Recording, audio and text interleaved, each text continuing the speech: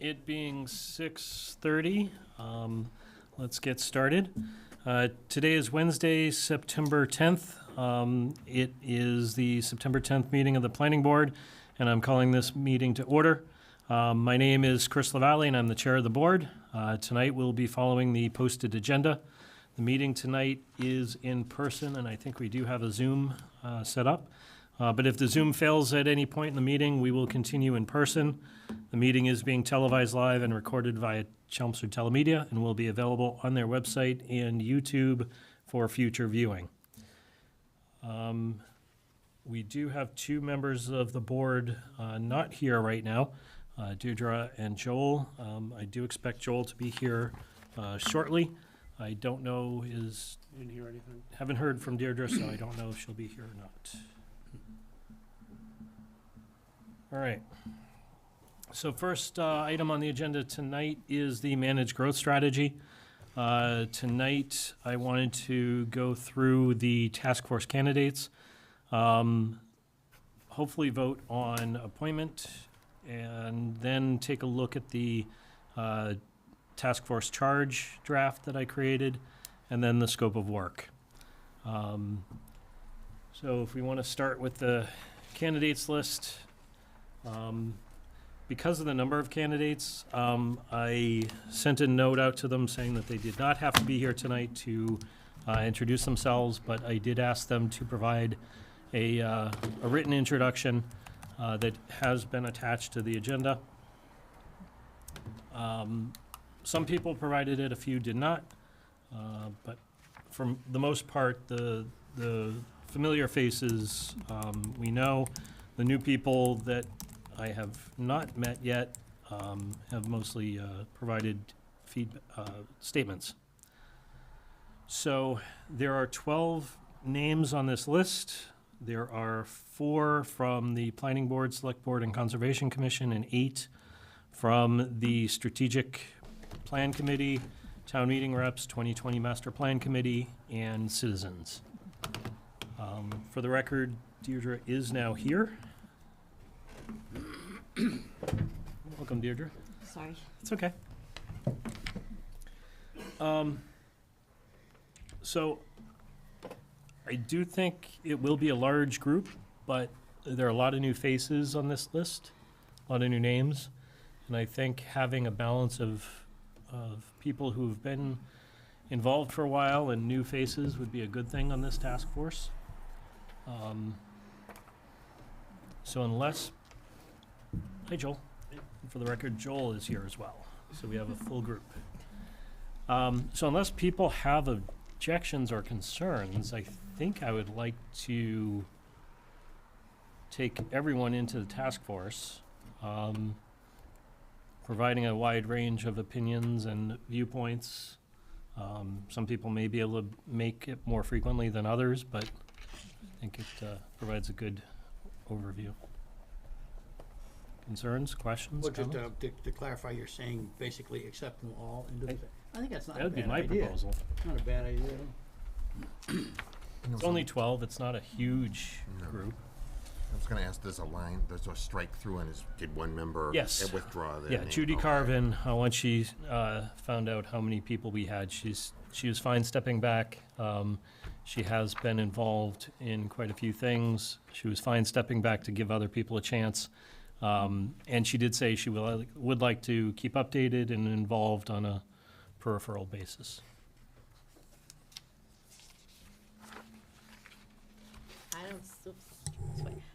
I actually think the idea of all 12 of them, because as you said, it like if someone's out, there's always going to be enough people to share the information, a lot of different points of views. I like that there are some people who aren't on committees who, trying to get involved. So it's giving us a really good perspective from a lot of different people in town. So I'm fine with the 12. Okay. I as well. I think that's a good proposal. All right, so Make it so. I will entertain a motion to accept all of the candidates into the task force. Move to accept the slate as presented of candidates for the Managed Growth Task Force. I'll gladly second. Motion by Deirdre, second by Mike. All in favor? Aye. Unanimous. All right, next order of business is to talk about a chair for the task force. Badri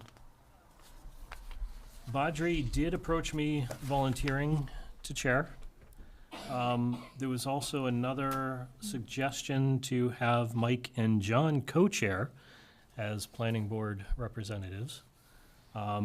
Before I suggest that, I wanted to give John and Mike an opportunity to either shoot down that idea or, Go running as fast as we can away, Right.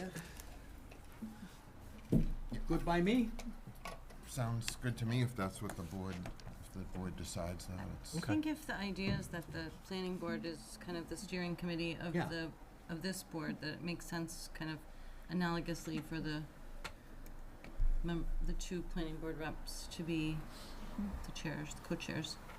yeah, I think that makes sense, and I think it keeps the continuity between the groups. And it also means we don't have a hassle if one of us gets stuck that night. yeah. Yeah. Okay. All right, so I will entertain another motion. I'll move that the co-chairs for the Managed Growth Task Force be appointed as John and Mike. I'll second. Motion by Deirdre, second by Anita. All in favor? Aye. Do we get to vote? Yes, you guys can vote. Aye. Unanimous. You're voting for each other, I guess. Yeah. Yeah. All right. Next item on that agenda is taking a look at the charge. So what I did is I pulled together some information from the work that we're doing on the strategic plan. I pulled together some of the notes, drafted a rough charge statement, roles and responsibilities, timelines and key milestones. A lot of that may change.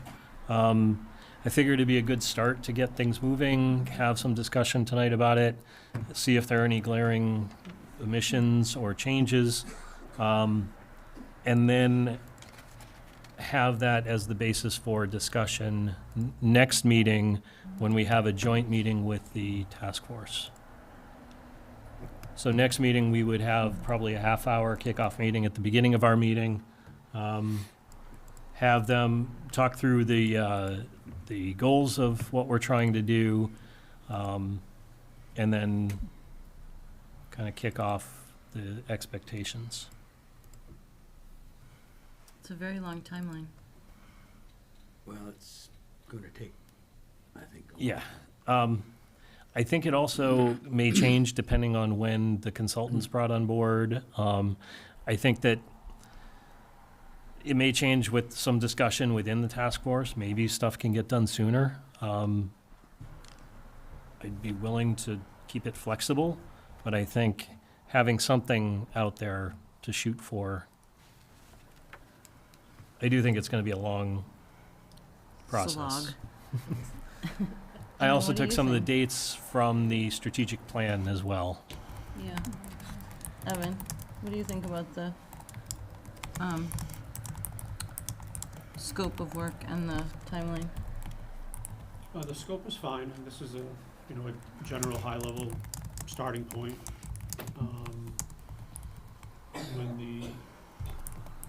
When the RFP is issued, that'll be much more detailed. And the timeline, just based upon past state grants, state contracting likely wouldn't be until December, January, at the earliest. So this is, it's plus or minus a month or 2 months. I think it's pretty good. And then, like you said, the scope of work that I have here is a very high level, just to get something down and started.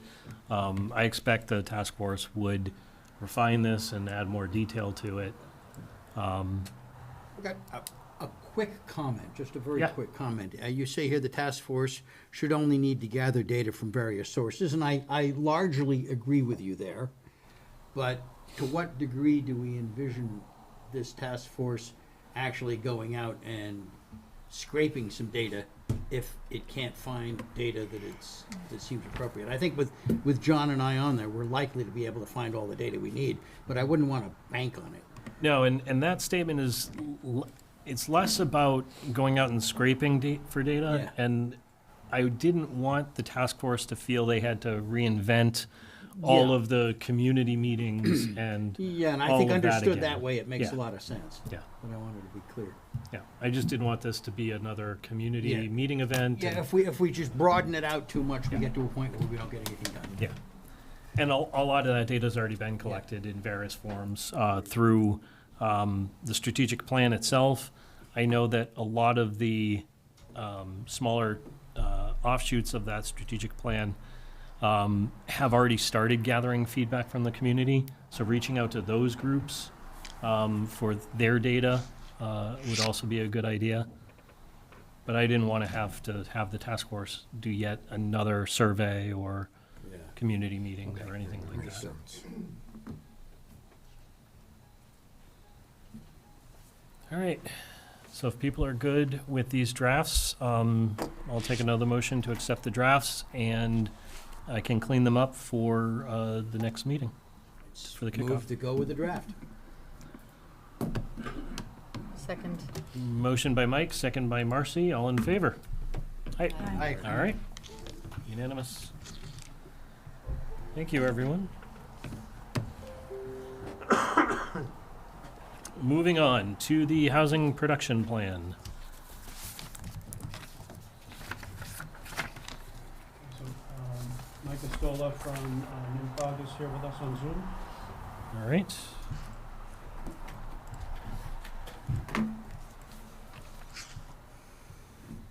Hey, everyone. Do you want me to share my screen, Evan? Or I have the slide, the PowerPoint up on the screens in the room. You just let me know Okay, when you want me to great. advance. yeah, that's great. Okay, in July, I was before you doing kind of our first run of the run through of the Chelmsford housing production plan, and I think we had a good segue in where you're talking about the data that's going to be used for the growth management strategy, and this housing production plan was one of the sister plans for the strategic plan. So it's chock full of data, and I'd like to go through. We'll talk today. We go to the agenda.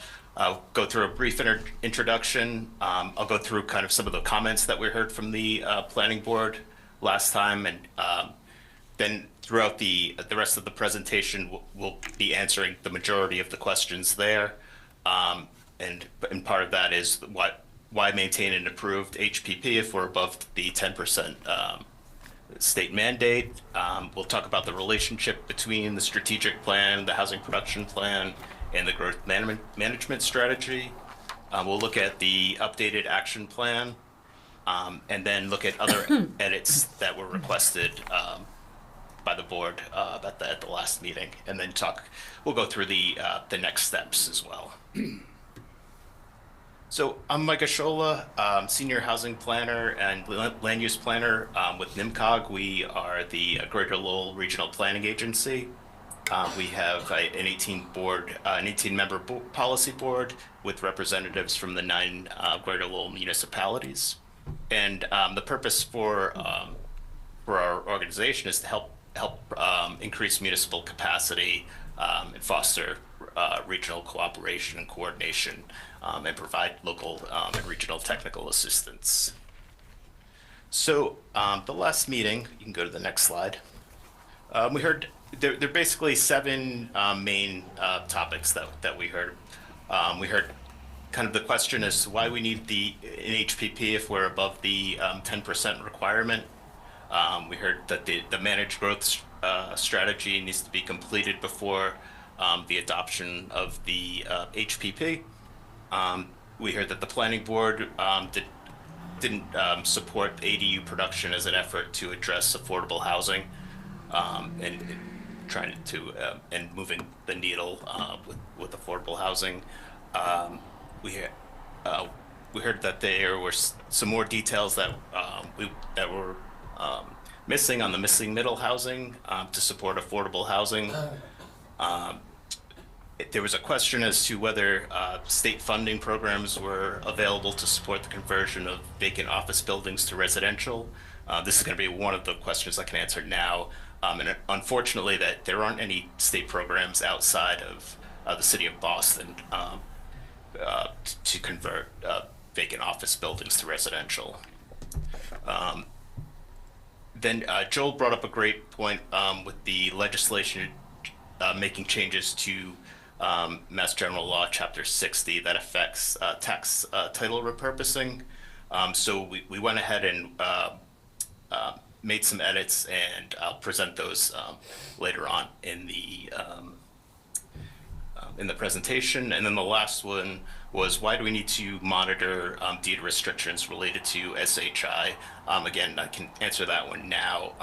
There are certain situations where deed restrictions we have a regional housing office that we're piloting, and we have found some situations where properties have gone into foreclosure and the deed restrictions have sometimes have gone away in those properties. So that's one reason why.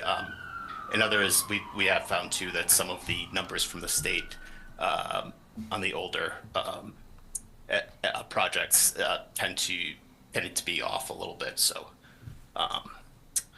that and the monitoring of that deed restriction program would be in partnership with the regional office. So when the Housing Advisory Board and NIMCOG started on the process to the planning process for the housing production plan, we knew that the town had they were kind of on the precipice of the 10% threshold again.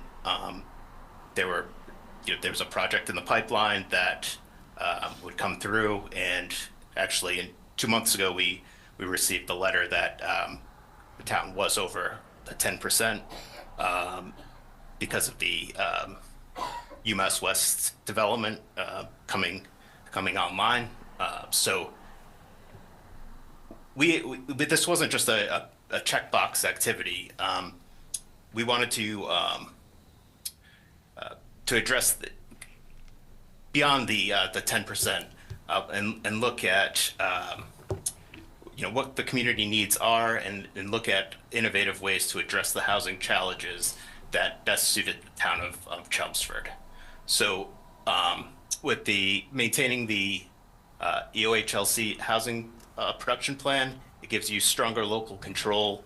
It provides a roadmap for the community to be proactive in housing planning. It protects against SHI fluctuations. Every 10 years, the state produces or uses the census number for units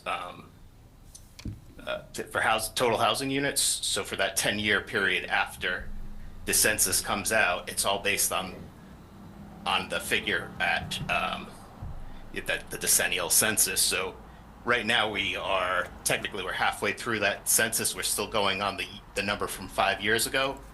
When they recalculate in 5 years, we're probably going to find if there were no more units that came online, we'd probably slip under because of the new development during that time. Another reason is it strengthens state and regional alignment. It shows proactive planning to the state, the regional agencies. Another reason is we want to maintain an EOHLC approved plan is to plan for demographic changes. The state and Chelmsford are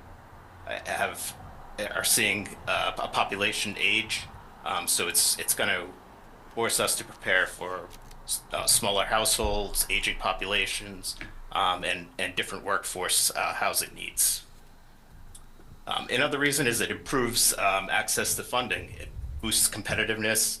If the state's seeing that you're proactively planning for housing, you may be more likely to get an infrastructure grant because of that. And it's a transparent process too. It builds consensus. It makes sure everyone's on the same plan with housing planning, and it creates a clear vision. So the bottom line is that the HPP is not just about checking a box, but it's a tool for long-term stability, local control, promoting fair housing, funding eligibility, and inclusive community planning. So about this slide actually came from the planning summit that we had almost a year to the day at the Elks Club in Chelmsford. And the housing production plan was it shared part of the planning process with the creating Chelmsford's future strategic plan. There was data that was shared between the plans, a survey that was shared. So they really feed into each other pretty well. We go to the next slide. We can see that the vision statements for both plans are pretty interchangeable. Chelmsford is a community that's building a vibrant, thriving community that fosters inclusive, diverse, and sustainable housing that meets the community and regional needs through strategic planning, public-private collaboration, thoughtful development, and equitable policies. The town will expand housing options, including affordable options where people of all income levels can live, work, and grow. And the strategic plan's vision statement is that the town strives to be a livable, diverse, welcoming, and multi-generational community, honoring its history while adapting to a dynamic environment. Our residents enjoy excellence in education, access to open space, and a vibrant, sustainable quality of life. So when we look at the strategic plan actually specifically mentions the HPP, and that it's supposed to be part of the process. Objective 1 in the managing growth plan requests that the planning board develop a managed growth strategy, which was agenda item number 1 this evening. And that the managed growth strategy is supposed to be adopted by calendar year 2028. Objective 3 from the strategic plan is to integrate the housing production plan to identify current and future housing needs with a focus on senior and starter options. This implementation is supposed to be aligned with the new master plan, which I think is in reference to the HPP, and that was supposed to be done by spring of 2028. And also the town assessing for senior and starter homes by 2028. The HPP strategy 2 is to improve land use regulations and streamline the development review process. Excuse me. There were 7 action items that were under that strategy. This would be the only real place I feel like there could be an issue where you have a managed growth plan being in development, and then you have the action items from the HPP, which could get kind of confusing, but all of the action items target completion in the HPP by 2028 to 2030. So the growth management strategy should be established by the time any implementation of any regulation change would be done. Go to the next slide.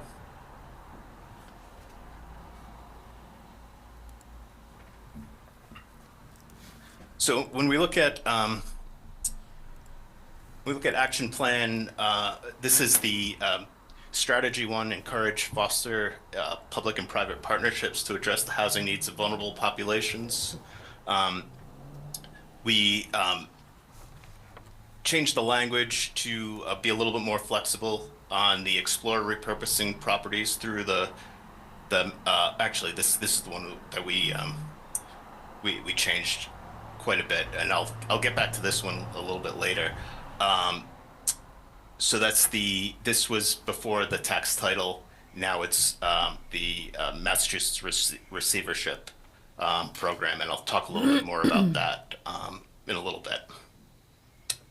When we go to strategy 2, this is what I was talking about. That, you could see all the target completion dates. They're all past 2028, so there shouldn't be any conflict with developing the managed growth strategy. We did change some of the language at the board's request to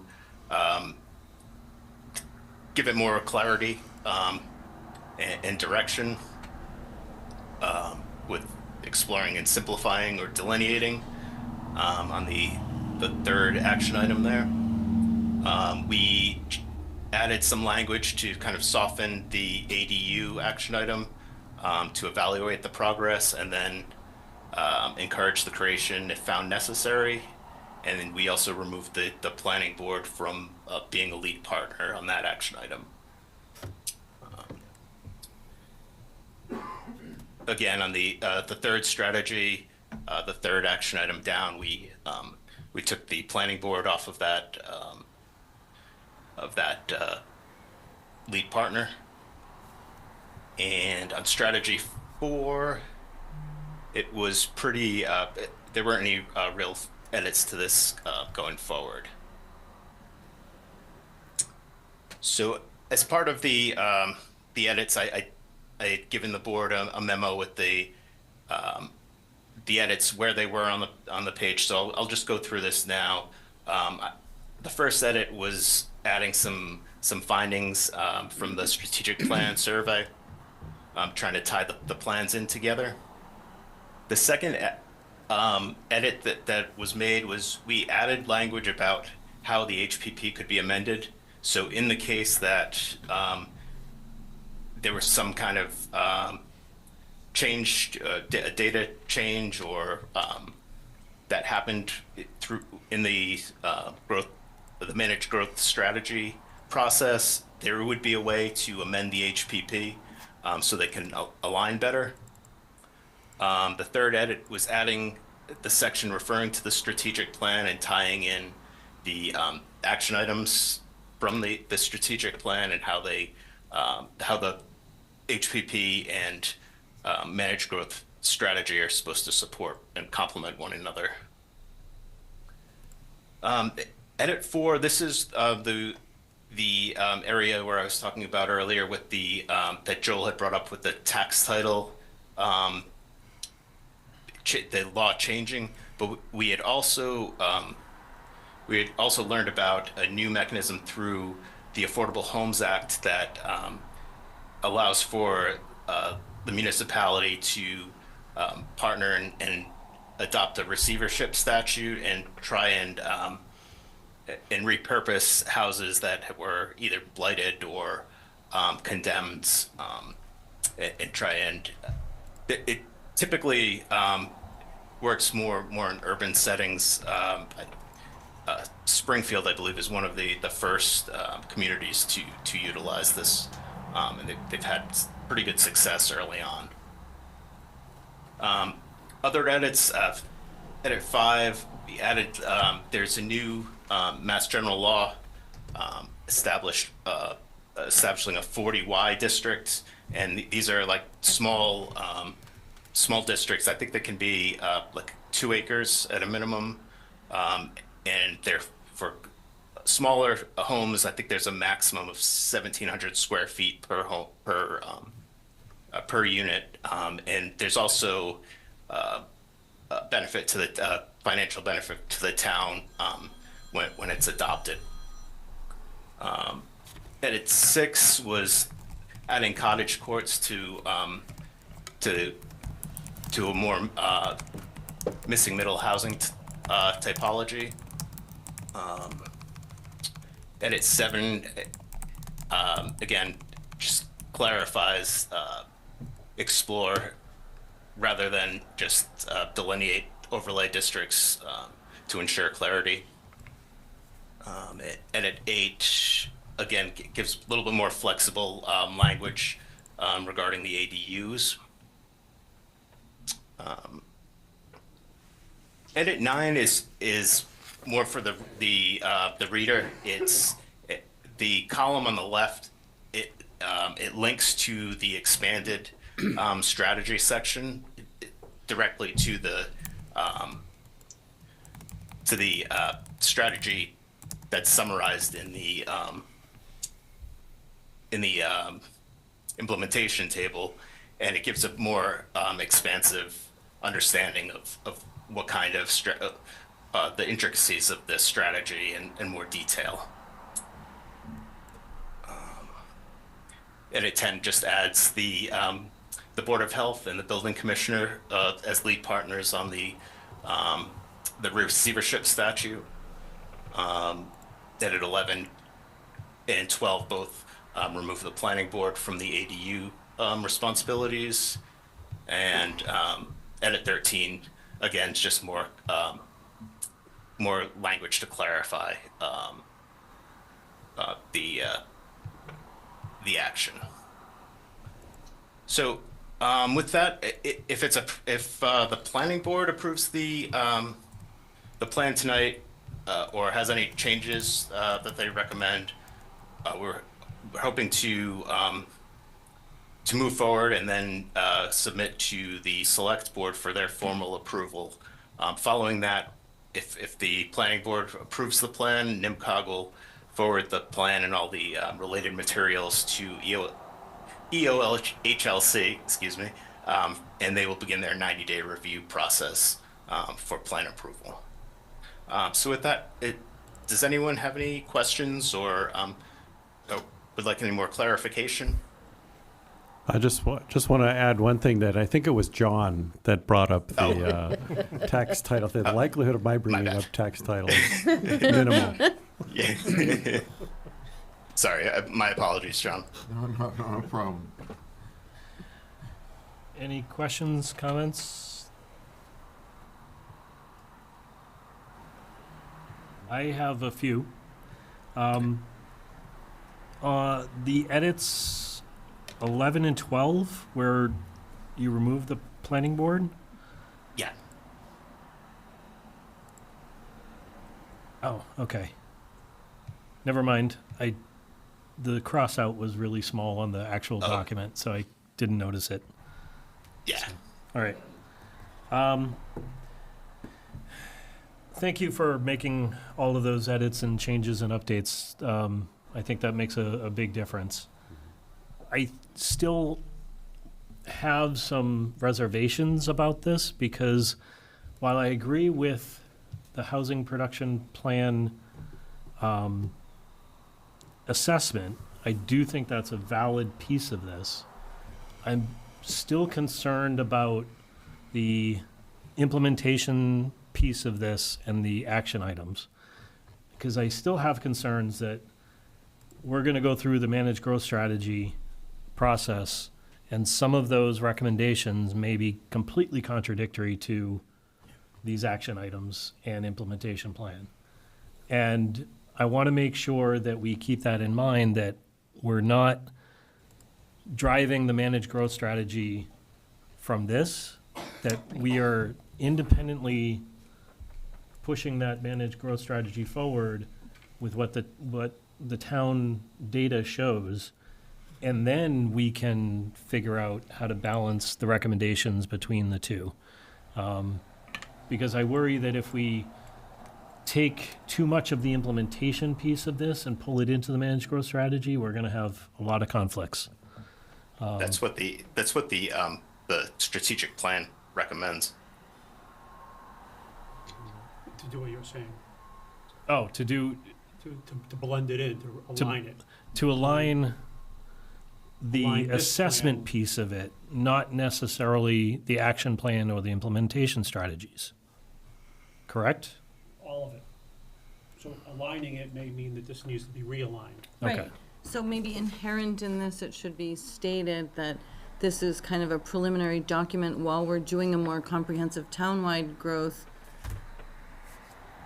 review, and that it will be part of the plan for this housing production plan to review and realign once we have the overarching town plan. I mean, is there a way we could, I don't know that that's inherent in these words on the page yet. I think there's some language about editing, but in general, strategy, you define a strategy first and then you define the plan from the strategy. The housing production plan defined the plan before the strategy. Now, it was based on the strategic growth plan, or the strategic plan and the master plan. But the strategic plan is also saying at the same time that the planning board needs to develop this managed growth strategy to figure out what the strategy is and then inform all of these other plans. So I want to make sure we keep that into perspective as well as we're creating that managed growth strategy. And I have to say along those lines that, Nancy said in her little blurb, I don't even know where it is, I thought I printed it out, but I can't find it now, about why she wanted to be on the managed growth strategy, that at the moment we kind of haven't decided if we want to be a slow growth, a no growth, or a growth town. And until we kind of look at that data and make those determinations, we are kind of forever banging up against each other. And I think that it seems to me like you're anticipating we're going to be banging up against ourselves, potentially, if we let this be a driving document. This should be a supporting document once the driving document is made. I also think that after we develop the managed growth strategy and then look at this in a new context, I think as a planning board, we also then have to come back and look at some of these action plans to see if the board can come up with a different way of accomplishing what is being stated as a goal. Because there are a lot of these recommendations that I actually don't think would work to achieve the stated goal in this document. Based on my experience with this planning board and the zoning. So I think that we should take that additional step as a planning board after the managed growth strategy is done and kind of look at this again and make some additional recommendations.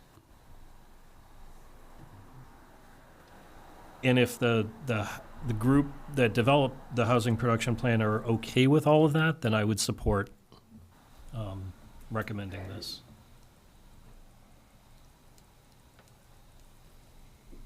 Other thoughts?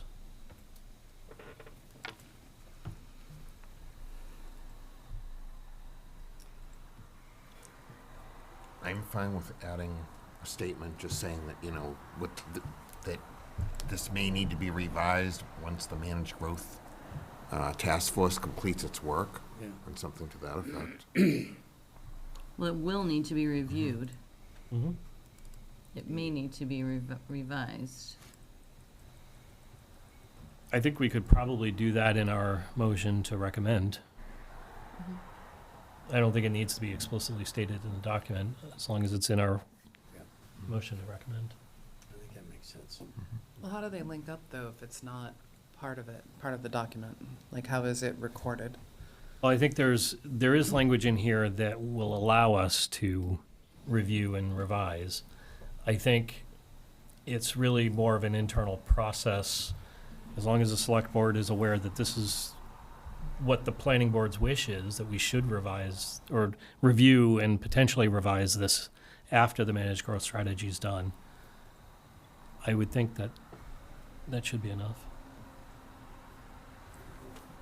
Mike, do you think that would be a good proposal, or?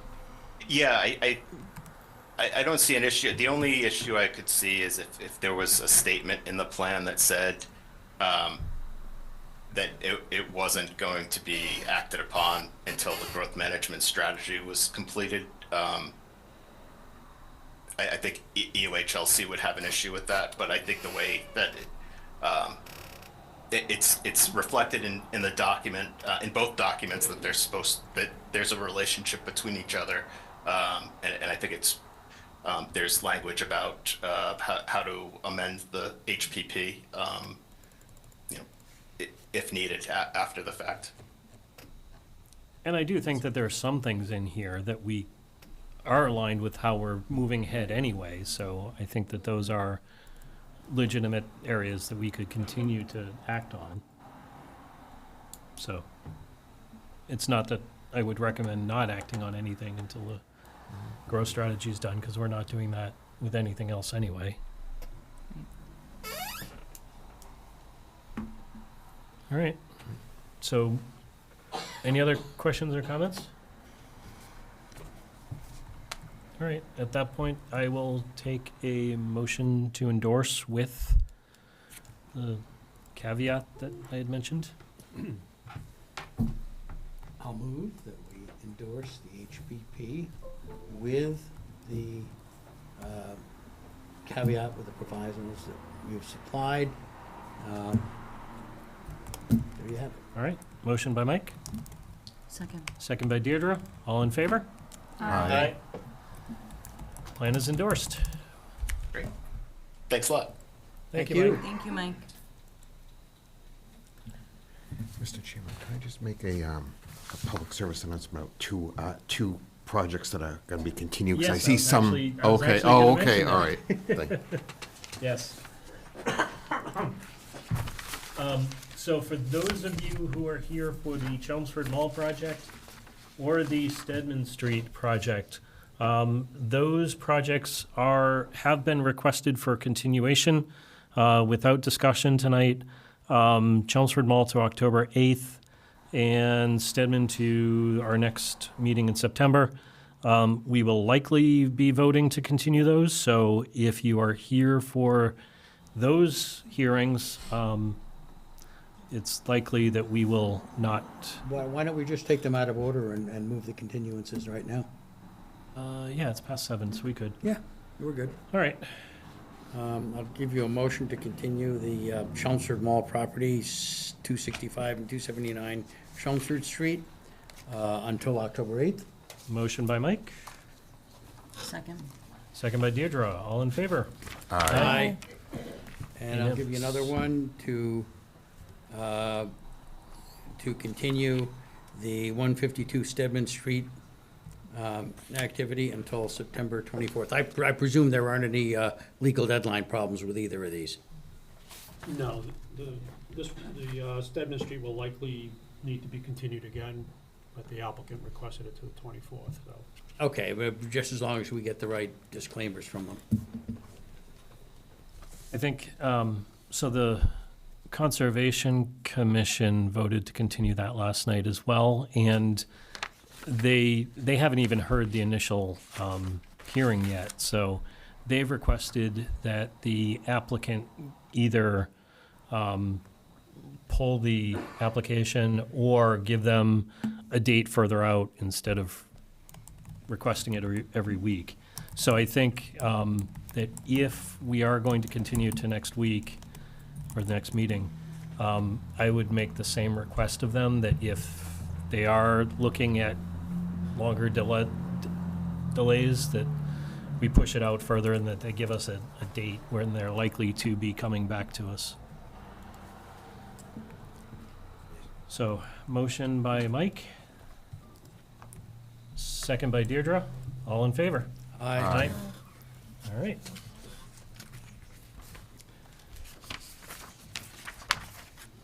So, Jackson Road, bond request reduction.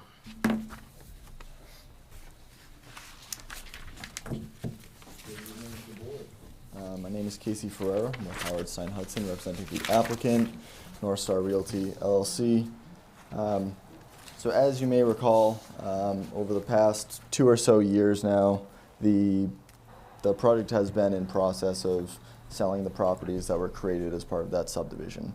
The initial 6 sales were covered, and then additional 5 sales were covered under a separate bond, and then the final sale was covered under the same bond but remaining at the same value. So the first bond, I believe, was established at about $185,000. The second bond was established at $385,000, that has been fully funded and has been fully funded since, I believe, December of 2023 or January 2024. And that bond has been held by the town since, I believe it's through Lowell 5 or another local bank. But the request here, so in what we've run into is that as part of the last release that we got for what was Lot 5, the understanding was the remaining work to be done was MassDOT work that we were being held up by with permit issues. That permit has since been released. However, we have identified some drainage issues on the roadway itself through us and in coordination with DPW as well. In order for the road to be accepted, which is our intention and has always been our intention, we must work with DPW to fix the issues that are related to drainage. And that issue is specifically from the first lot on the right down towards where you have the mailbox on the right-hand side. The road does not have sufficient slope to drive water to its intended drainage point, which is a catch basin further down the road. The fix for this is we have to dig up the road, regrade that portion of the road to ensure that it has adequate slope, and then reestablish all the features that are around the road in that area. That's raising manhole castings, that's resetting the curb, that's fixing any kind of landings that run into that portion of the curb or into the roadway. And then additionally, we have to fix any driveways that also connect to that portion of the roadway. So in order to be able to do this, we've reached out to contractors. We do have quotes from a contractor now, and I've established it's less of a bond estimate and more of a work to be completed estimate, but I've established that and provided that with this. I know DPW did their own with very conservative values, which is fine given the values that we're asking for. But so our request is to release a total of $150,000 from the $385,000. That would leave a bond of $235,000 in the hands of the town. That $150,000 will allow the applicant to hire a contractor to fix all the roadway issues. There's a segment of roadway, I believe it's 100 linear feet, just over 100 linear feet, and additionally reconnect the other features that would ideally allow the town or bring the road to a point where the town would be able to accept it. Additionally, that will also cover the MassDOT work that was previously left in the bond. So again, that's requesting a reduction of $150,000 compared to about $70,000 worth of work, and that's just to leave enough in case MassDOT has extra that they want us to do. They do have a contingency in their permit that we have to identify an issue that's within their roadway. We don't know what that could lead to, which is part of the reason we're asking for extra. So again, we're asking for a reduction of $150,000 and leaving in $235,000, which that $235,000 again will cover, leaving in enough for if the town did have to take it over, the town would still have enough to do it on their own if they had to.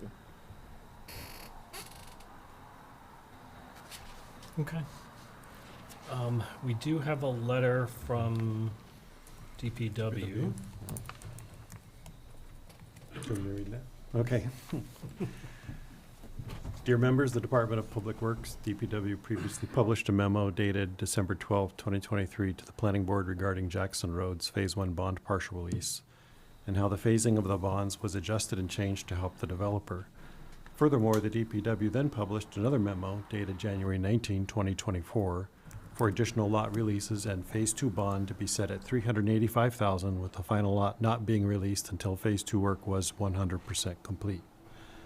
Following these events, DPW published another memo on December 10, 2024 in regards to the final lot release, stating that the remaining outstanding work would cost less than the current bond amount of $385,000 because per the Planning Board decision on Jackson Road, PB File 2020-04, and signed on September 23, 2020, it states under section prior to issuance of occupancy permit that all of the proposed improvements within subdivision roadway shall be completed prior to the issuance of the final occupancy permit, and the as-built plan and letter shall be provided prior to the issuance of the final occupancy permit.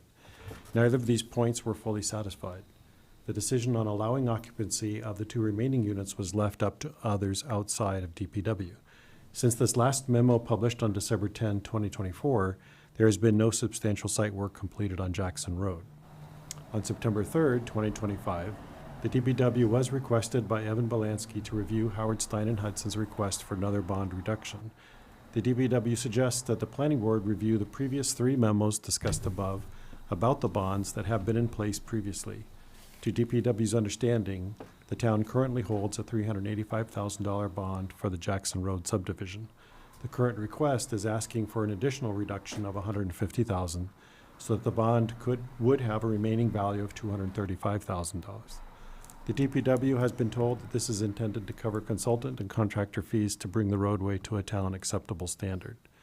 The DPW has been working with the designer, Casey Ferrer at Howard Stein Hudson, to get an approved plan to fix the deficiencies in the roadway and driveways and square away the removal of the old driveway within Mass DOT right-of-way.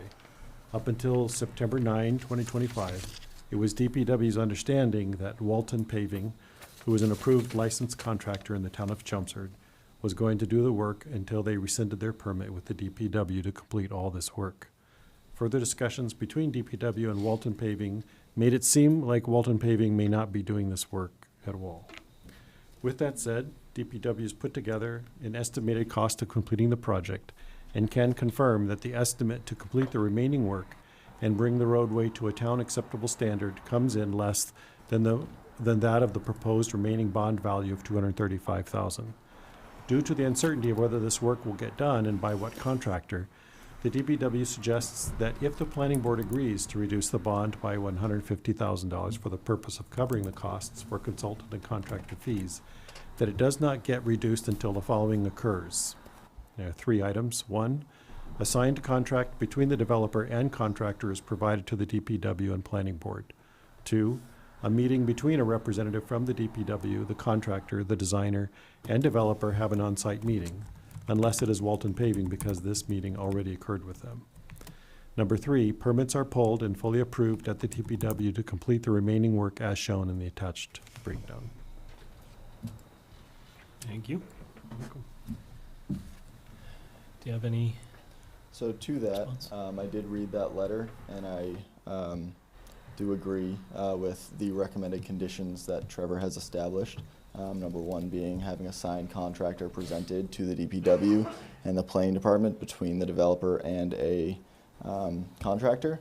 Number 2, a pre-meeting. Obviously, we would like to have Walton on board, as we feel that they had a deep knowledge of what we were intending to do. We will continue to try and work that path, but if there is another contractor that ultimately has to be selected, we will have that pre-meeting with them. And then number 3, their permits and fees and all their licensing must be up to date for the town of Chelmsford. We were happy to offer that as a condition of the release. If this board chooses to vote to release it conditional on that, we can provide all that to DPW and the planning department, and then the funds can be released once those conditions are satisfied. Okay. All right. Thoughts, questions, comments from the board? I have some concerns because it said in that first paragraph that there were other conditions that neither of these points were fully satisfied. It said prior to the issuance of an occupancy permit, all the proposed improvements in the subdivision roadway shall be completed. And then it sounds like they don't, does the DPW have as-built plans or do they not? They do have as-built plans now. And They then, do not show, obviously there is work to be completed, so that what's not shown on those as-built plans is the future work that we have to complete. But they do have as-built plans of the current condition of the site. I mean, my thought is we meet in 2 weeks. Could you do what DPW is requesting on all of those points and then come back to us and ask us to vote the bond reduction? Because I get a little concerned voting a reduction and then when stuff isn't going on and then it sounds like the contractor may or not be chosen. And it just seems like it's kind of premature to ask us to release this because it's protecting the town. Right, so the idea would be that the release doesn't actually occur until these conditions are met. So if we meet those conditions in 2 days, then that's great. That's our goal, is to have this ironed out before today. We've had a couple hiccups in the past couple days. We would like to have it ironed out in the next couple days, ideally. So we do not wish to wait 2 weeks. We would like to have the funds voted on, so that once we do achieve those conditions, then we can have them ready to fix this. So you're pretty confident that you can accomplish those three things before the next meeting? That is our goal. Okay. I saw you getting I ready. I just agree. I agree with John. I mean, this thing has been going on since 2023. Things still haven't been getting done, and I'm not understanding why you can't wait 2 weeks to see if you can get these things handled. Well, so there is a deadline, right? So the town does not allow us to pave post a certain date. Currently, that date is November 15th. Paving companies will not schedule you until they have their deposit. So if we can't have these funds and available to give to the contractor once the contract is signed, we cannot get on the schedule. Those schedules are already pushing out to November. So if we can't have them available for when we need them to get that deposit signed, then we won't be able to get it done this year. I have a question. Am I understanding correctly that how we got to this interval between 2023 and today was in part because we're waiting on Mass DOT and their timeline? The original portion of it was. So back between early 2024 to late 2024, we were in Mass DOT permitting where they wouldn't allow us to do the work on their property. And that was due to a number of different issues, one of which being an unidentified drainage issue that is not believed to be due to us, but since we're the last people in the area, they want us to attempt to fix it. So identifying how to get in there, how to identify what the problem is, and what we have to do to fix it has been a portion of that coordination. That has since been resolved, and what has come up since then is this drainage issue that's on the roadway itself.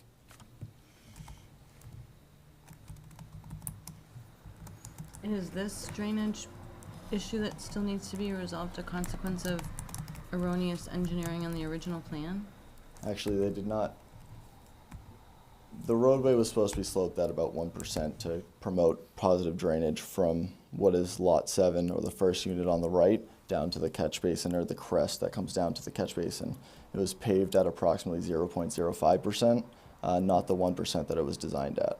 So what ends up happening is water flows down towards that area, hits that flat spot, and stays there, and it doesn't move towards its intended purpose until it stages up, which means it ponds up until it overflows the portion that's not sloped.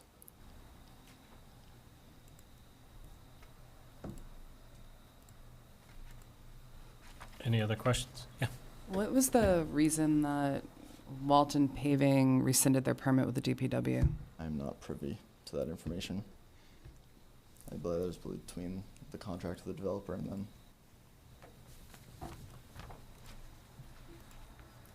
Just wondering if it has anything to do with money, because if they're saying they can't get a company until they can say that they can secure funds. I mean, how much are we talking for deposit? The full 150,000? Because it just seems we're focused on that as the sole funding source. Like, does the developer have any other funds that they can use for the deposit? I do not know. I know that we have been basically in this standstill trying to obtain a contractor that can do the work. The contractor needs a deposit, and that's why we're here trying to obtain the funds to be able to provide that and do the work. Casey, I've got a question about that. Sure.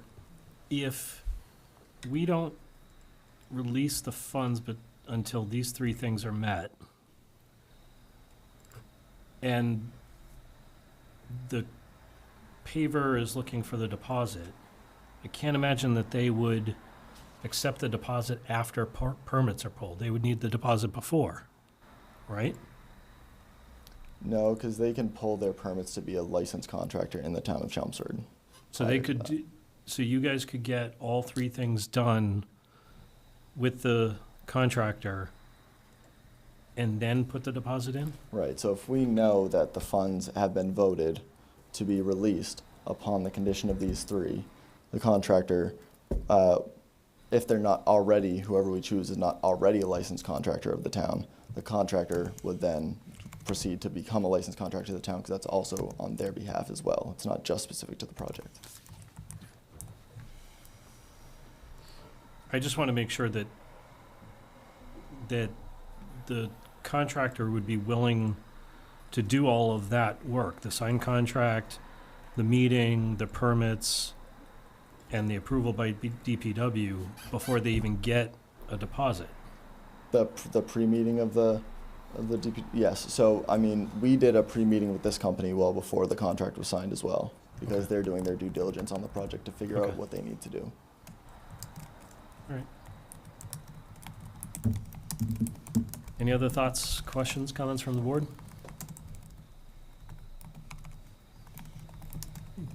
All right. As long as Given- the conditions are in place, I think it's reasonable. Given how long this has been dragging on, and the issues that the neighborhood has had, I am willing to entertain some public comment at this time from the neighbors, if people would like to speak.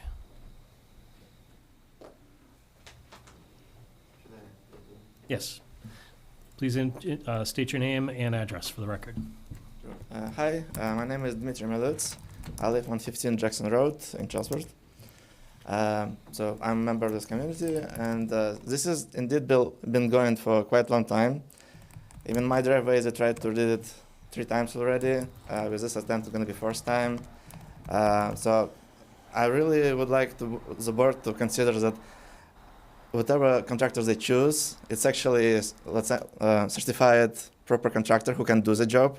Because previous attempt felt like just some hand wavy without any plan attempts. Hope that makes sense. Okay, thank you. And also, if that's possible, like I know that they're not asking you to release all of the money, only portion of it. If board entertains to release the money for this attempt, so that you still have enough money to kind of afterwards to fix it by means of the town, if they are not able to, and have some deadline for that work, because it's already 2 years past. Okay, thank you. I have one question for you.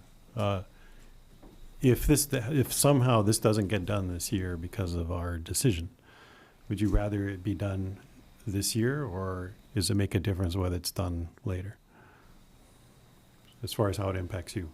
This year, I wouldn't make the decision for the whole community. Anybody has opinions? I'll just add some comments on that. It's just Come to the mic, please, and identify yourself. Angad Garg. Just, can you state your name? Can you state your name and address, please, for the record? Name Angad Garg. Address is 24 Jackson Road, Chelmsford. So I think the main consideration here is only that our HOA kind of takes care of all the snow removal and everything, so we're kind of paying for that, right? But if the road is then turned to the town, then the snow removal becomes part of the town, which is part of our property taxes, right? So sooner would be better. I mean, in logistical point of view.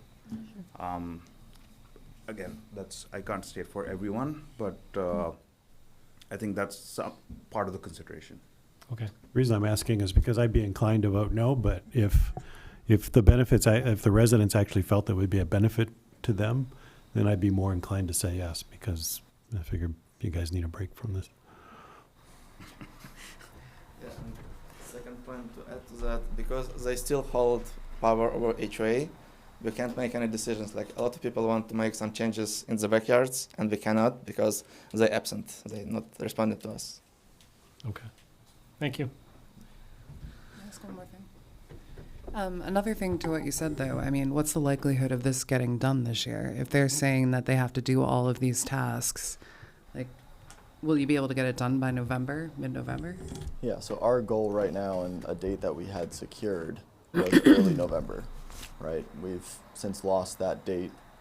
So the quicker we can act to secure a date before November 15th is exactly what we're trying to do.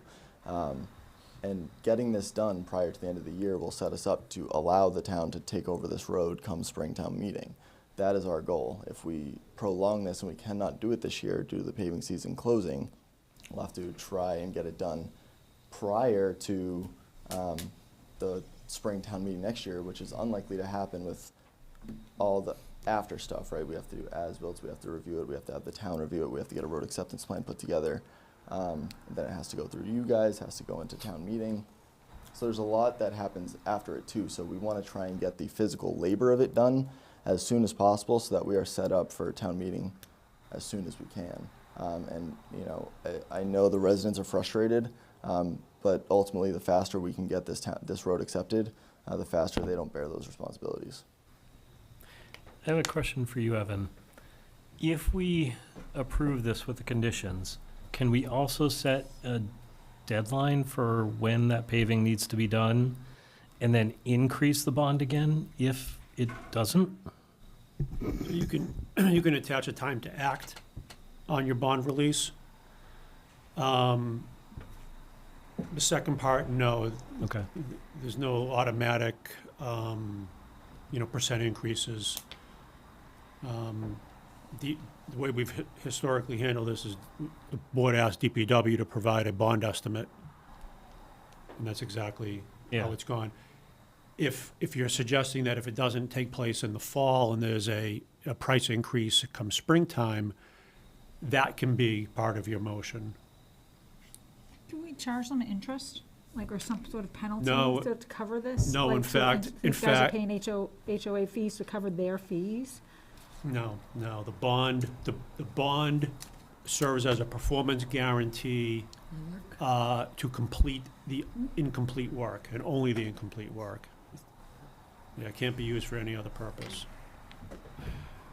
What does the language sound like if you say that you're including for increase of percentage if cost goes up? I don't think you need to include that in the sense that if you have a time to act, let's assume it's November 15th, if they fail to act, then if and when they come back for additional funds, there's a new bond established. There's a new bond estimate established for the work to be complete. And then the board would have to consider releasing more money if more money is needed. But my question, though, is, it sounds like they're saying that they need this release to pay for the down payment to get it to happen quickly.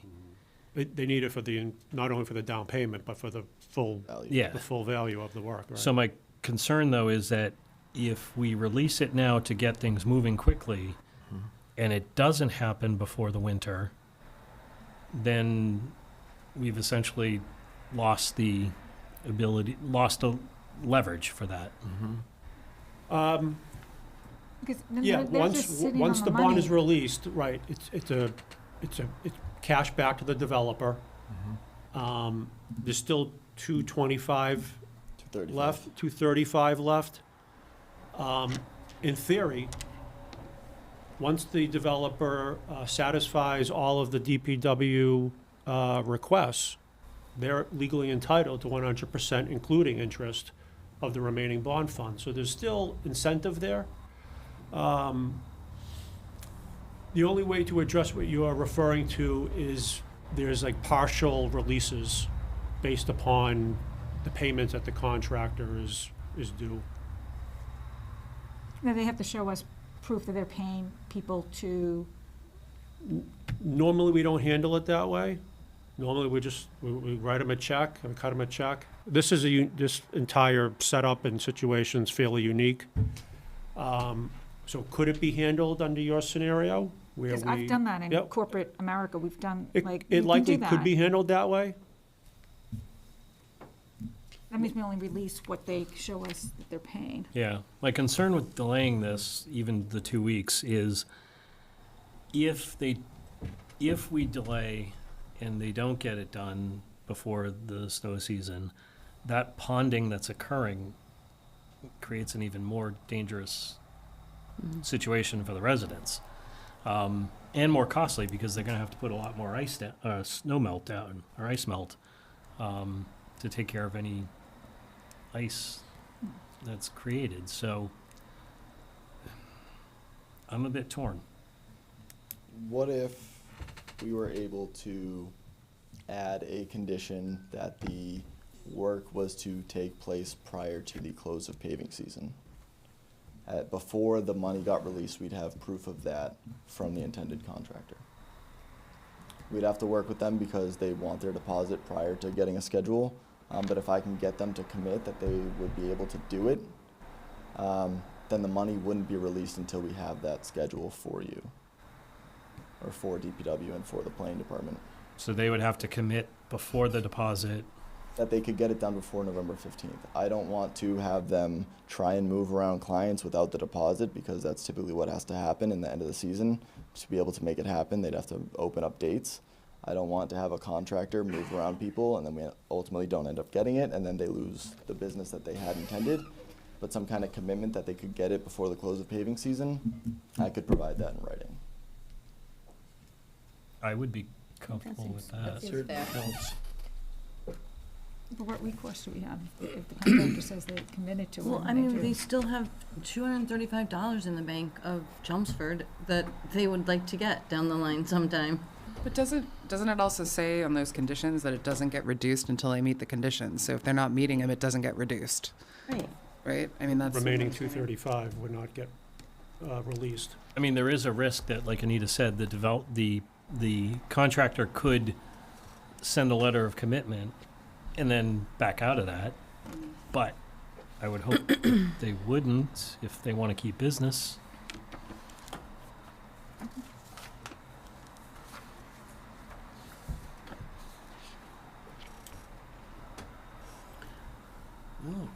I'm gonna Add make a that motion that condition. we accept the request for the bond reduction with the caveat that we need a letter of commitment from the contractor and, that they can get the work done by November 15th.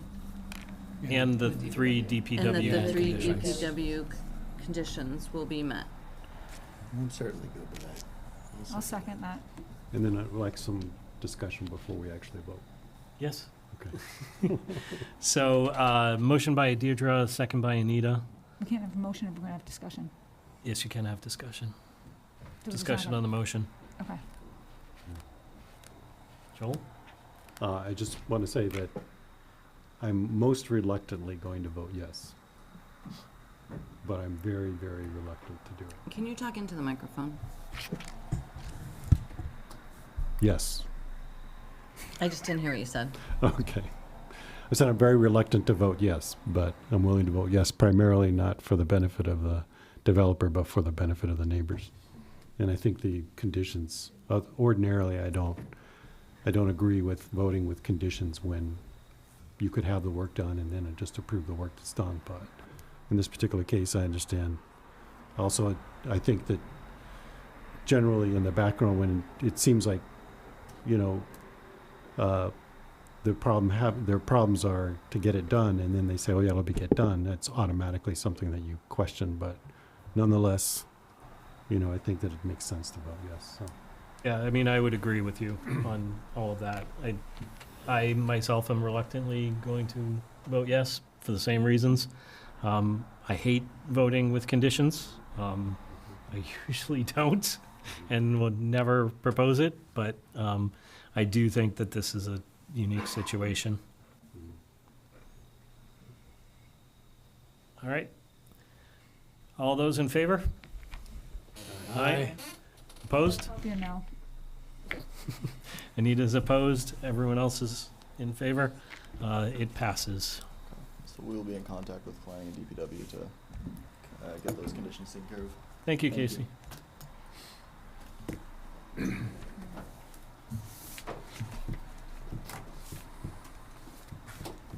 All right, next item on the agenda, 10 Independence Drive, SEAD applicability.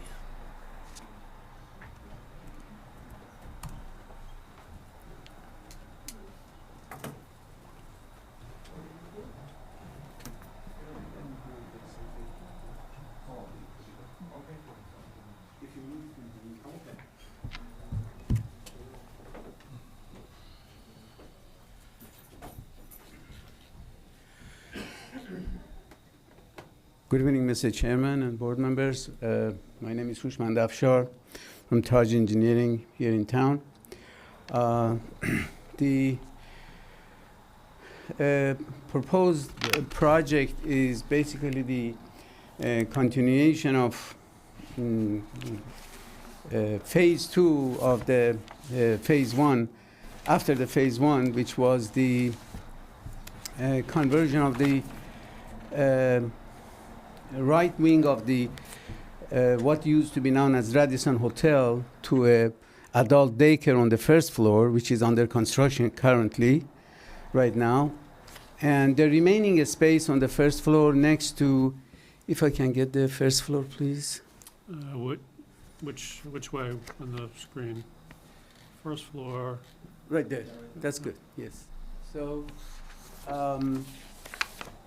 all the hatched area here is the project which is already approved and it's under construction.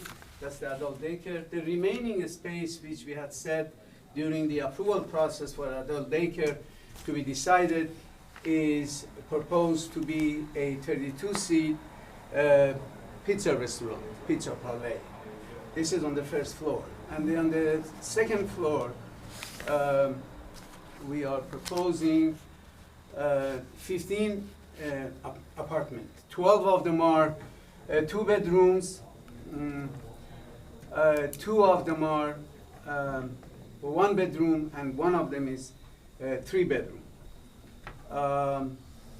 The site plan is already all the parking for all the uses, including the hotel, the new hotel, Home 2 Hotel, is already being assigned and designated according to the bylaws. And the existing utilities are being utilized again, which was in service during the active Radisson Hotel. As you know, this part, which is being converted into apartments, used to be conference rooms, meeting rooms on the second floor, and same thing on the first floor, under this floor, which is now a pizza place is being proposed, used to be ballrooms. So the use of, in other words, the use of people, a crowd, was already present at this site. The topography is not changing at all. The drainage patterns are not changing at all. There will be probably some cleaning and resurfacing and re-striping will be done. New islands will be put, which is shown on the site plan. Please.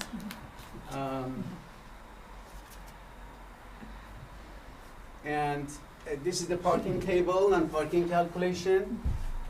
Spaces allocated to each use is pretty much, very much designated at the site, which will be assigned. For example, here 9 adult daycare and so on and so forth accordingly. In a nutshell, this is what is being proposed. So where would these people be parking, in the back or in the front? Which people, ma'am? For the apartments? For the apartments, they will be mostly in the back, that's correct. Okay. They will have an access in the back. Each use has actually more than one access throughout the building. So there is handicap parking, there are fewer spaces for electrical vehicle and so on and so forth. So where are the access areas for the apartments, you said? Can you point them out? Yes, there is access for the apartments in the back here. Okay. And also there are hallways that you can get in from in front too, but they are mainly, there are accesses from behind the building. Okay. And what about for the pizza shop? Where would the access be for that? Right here, there's a shade vestibule, right here, and still there is access again in the back through these set of stairs. And where's the access for the adult daycare? Right here. Right here, the main entrance for the adult daycare coming in, and this is their area, which is completely, the black line shows the separation of the 2 uses. This heavy black line. Okay. Can you repeat? I'm sorry. I was looking at the drawing and it's dense. The apartments, it's 12. How many bedrooms? 12 apartments with 2 bedrooms Okay. and Two 2 one-bedroom? apartments with 1 bedroom, Uh-huh. Okay, thank you. And then 1-3. 1 apartment with 3 bedrooms. Okay. And these 15 apartments, there would be a, affordable component as this is being proposed under the COID? Yes, ma'am. We had actually a meeting before this meeting with the head of the departments and the town planner, Mr. Lansky, and that was pointed out and obviously agreed upon, and a few other issues which was pointed out by all the department heads. Mm-hmm. A traffic memo was requested, which was prepared, actually, I have it with me tonight. And it actually, just before, I think before the close of the day, I think 5 p.m., I was able to email that traffic memo to, We have it. yes, sir. So, Evan, am I right, it's 25% affordable, so it would be 3.75 units, so 4? Yeah, it's, it mirrors 40B, rentals 25%, we round up. Mhm. Yep. Just some additional flavor on that departmental meeting. There was discussion about adding a bus stop. The applicant was directed to coordinate that with the school department, somewhere in the cul-de-sac. Uh-huh. We showed, Yep. oh. That's fine. There was also some discussion about to what extent would this full redevelopment of the site, this is phase 2 of a phase 1, would warrant exploration of some improvements along Alpine Road, I think it's Alpine Way or Alpine Road. Lane. That is a town-owned road, not very traditional town-owned road with the The cul-de-sac. ornamental lights and the cul-de-sac and things of that nature. So that was an item of interest from DPW. I had asked if the restaurant was over 2,500 gross square feet. If it is, that the restaurant would require a special permit. We talked about COID for the 15 residential apartments, and we've talked about affordability.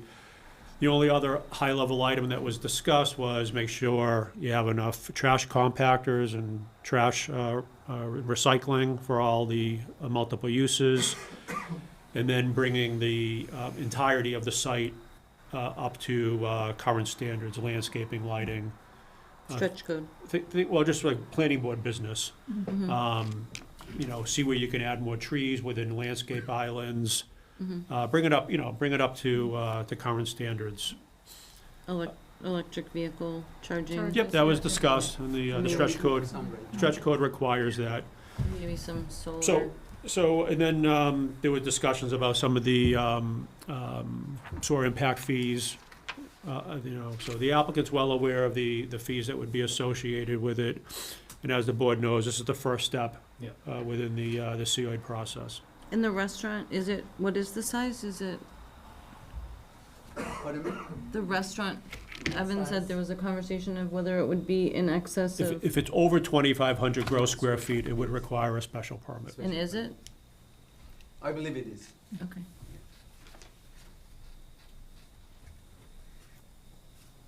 And if I saw correctly, there's a meeting room in the back. I was Would just gonna be ask that. Part of the pizza restaurant?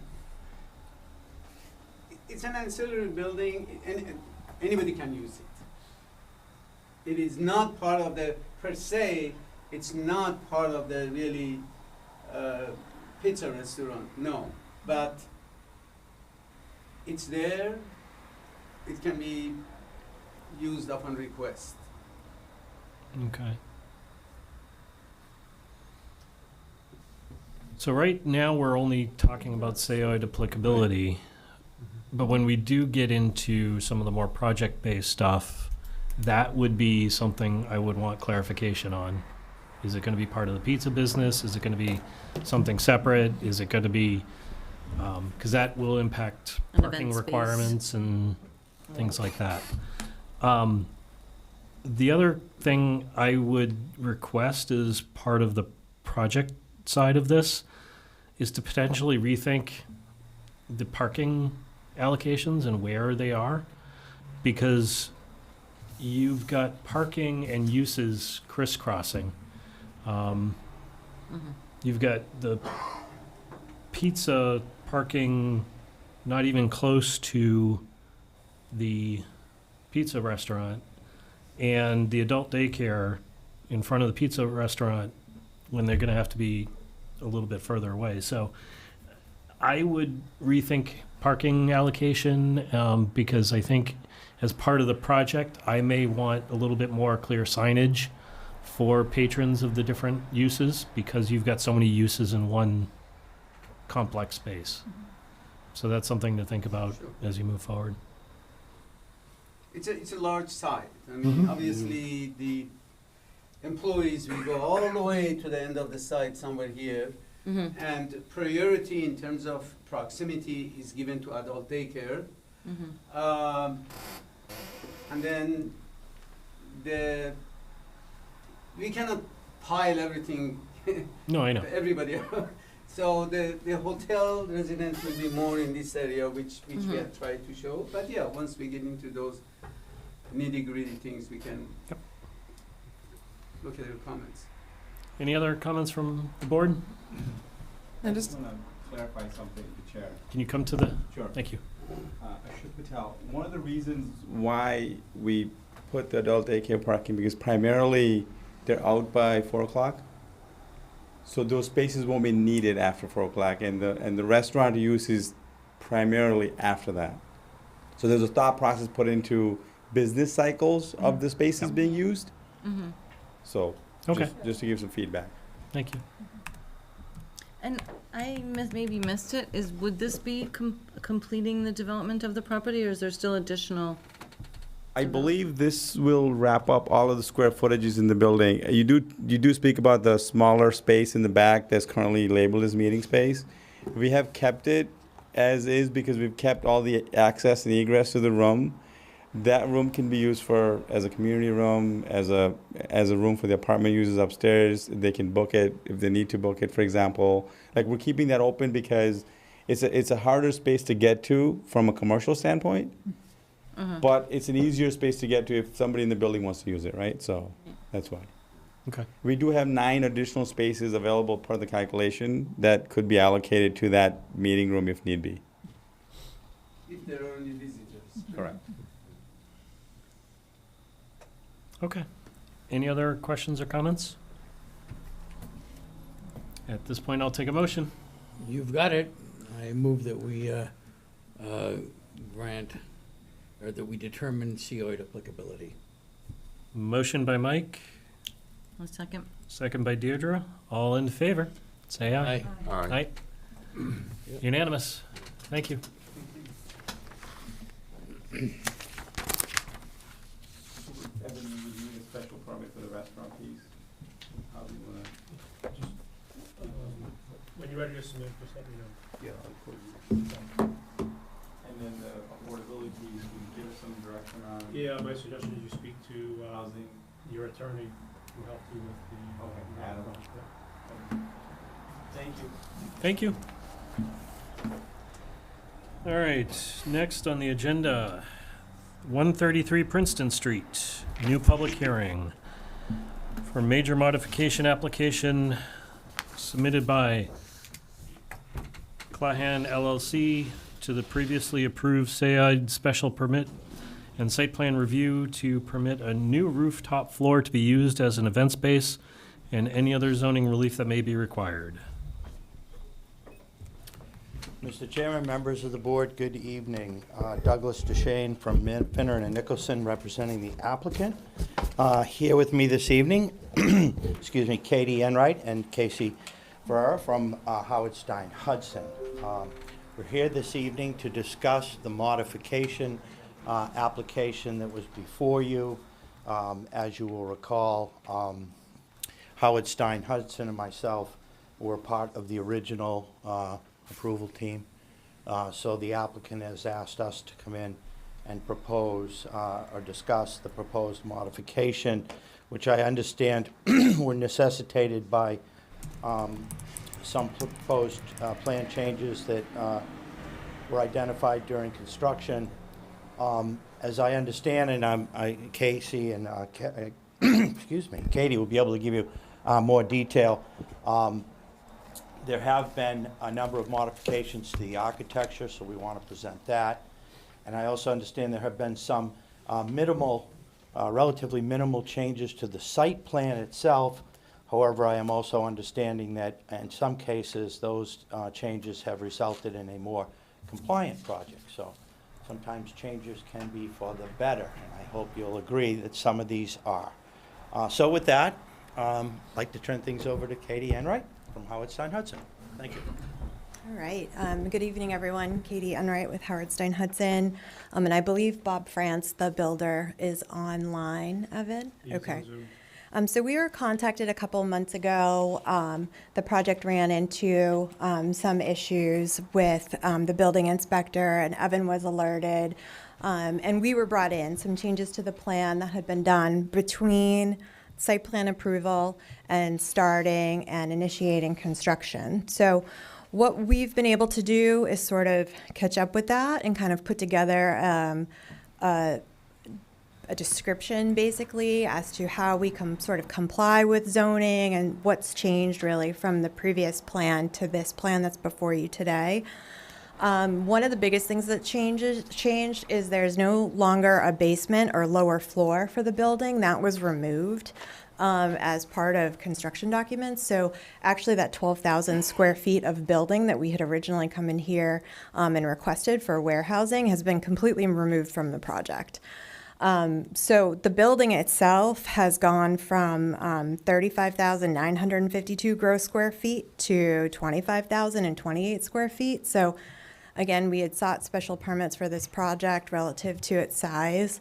The building is getting smaller as far as that full 12,000 square foot floor. What we have done, though, is what the owner wanted to do was add an additional sort of room on the top of this building. That room is adjacent to the elevator that's in the building. It goes up, the elevator comes out onto the roof. There's a room associated with the elevator. And then there's essentially this little sort of event space that he wants to have out there. So and it's only about the balcony, we'll call it a balcony, with the elevator and the little room totals about 1,000 square feet. So there's this room on top of the building. Now, one of the things we were concerned about when we started to talk about this with the architect and the builder was the height, right? So we wanted to make sure we were under that height. So we've worked with the architect and the owner and the builder to essentially make sure that that meets zoning. So we've done a calculation of the spot grades around the building that have been proposed to garner an average grade around the building. And then we've looked at the height of that balcony structure, but it's roofed, to make sure that that's under the 45 feet. And I have a calculation here. It's actually just under 40 feet, and that's based on the calculation. So it's not actually that tall when you look at it from the front of the building. Because it drops down in the back because of floodplain, we have to add 2.75 feet to the overall average grade. So it's actually lower when you look at it from the street than that 39.75, because we have to add that sort of dip in the back to get that average grade, because that's how building height is basically calculated in the town of Chelmsford per the zoning bylaw. We had also requested a pretty significant reduction in parking based on the amount of square footage of retail. So one floor is retail, and then we had 2 floors essentially of warehousing, because this specific business wants to have a lot of product. But we weren't really looking to put employees in there. It's really just a place to store product. So we didn't really need it to park we didn't really need it for employees. Really, we only needed the parking for the store. But because of the zoning regulations, we had needed 87 parking spaces in the previous iteration, and we had 52 proposed.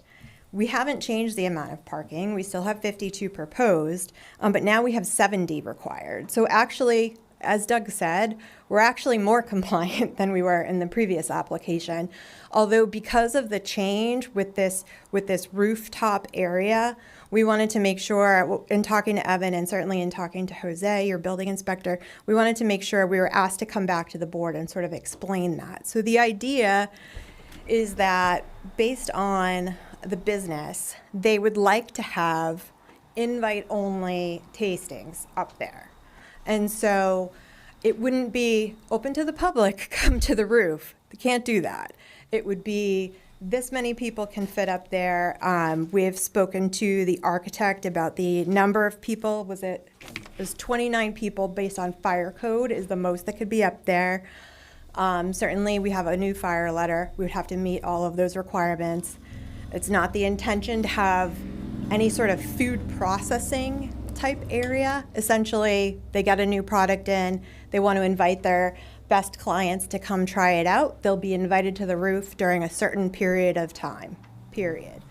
Now with that, we've calculated that area as essentially a retail space, but when you think about the floor that's now not there required 21 spaces. So we have those 21 spaces now that essentially could be for sort of that rooftop area. And again, that's not going to be something that's all the time. It may be during business hours. So there's still that 12,000 square foot store, and that's gross, not net. So a portion of that, which is store. Also, one of the things that they added, based on the use of the business now, is a front awning. And so we had to update our site plan, and it's pretty minimal based on, as far as the site changes, based on this front awning. Because the awning, essentially, since COVID, I guess people like to order stuff online, and they like to back up and not be in the rain or the snow, and get their product delivered to their car. And so the awning got larger so that it's now not only over our ADA spaces, which is also a nice feature, but it's also over a few additional spaces, and that's for those people that come in that are looking to get product. Somebody from the store is going to run that out and put it in their trunk, and they're not going to have to be in the weather. So we've updated the sidewalk in the front of the building and some landscaping in front of the building. To go back, I know Evan's scrolling through architecture while I'm talking about the site, but some of the windows changed from pre to post as far as placement. Where do you want me to go? One of the door changed. You can be here. I mean, I don't think, honestly, like, if you look at the, do you have the side by side? Does Evan have the side by side? Is that the one you sent today? Is the top the old and the bottom is the new? Yeah, new proposed right side, original. Top is the original. Yeah, top and bottom here. It just looked different when I looked at it earlier. So original, proposed. So you can see, like, we didn't need basically as many windows here. So you can see the difference here to here and here to here. So certainly Evan also thought it was something to bring to you since we're here anyway. That's the front, the left, right there to the. New proposed front elevation, right. So this is actually not at the front of the building. It's like down the side, a whole truck's length. So if you look at the site plan, there's like a jog. Yep. Because the truck goes around, comes up, and then backs into that loading area here. So this isn't at the face of the building. This is at the face of the building. So this door used to be on the side of the building. The other side, the left side. This door used to be on the left side of the building, like here on the wall that's next to it, and now it's just on the front. And then this is the awning here. You can see here and here. It changed because now it juts out further over the cars than it did before. Wait, can you say that again? See how long this awning is here? Oh. Versus how short it is here? So And I'm it was not looking, only like this a isn't little. the front? No, this is the front. This is the right side, so you're looking at it. Okay, 'cause Sorry. I'm totally confused. I thought I was with you, but then I lost Okay, the okay. awning threw I'll me go off. back. I'll go back. This is the front, but you're not going to see the awning because it protrudes at you. Okay. Okay.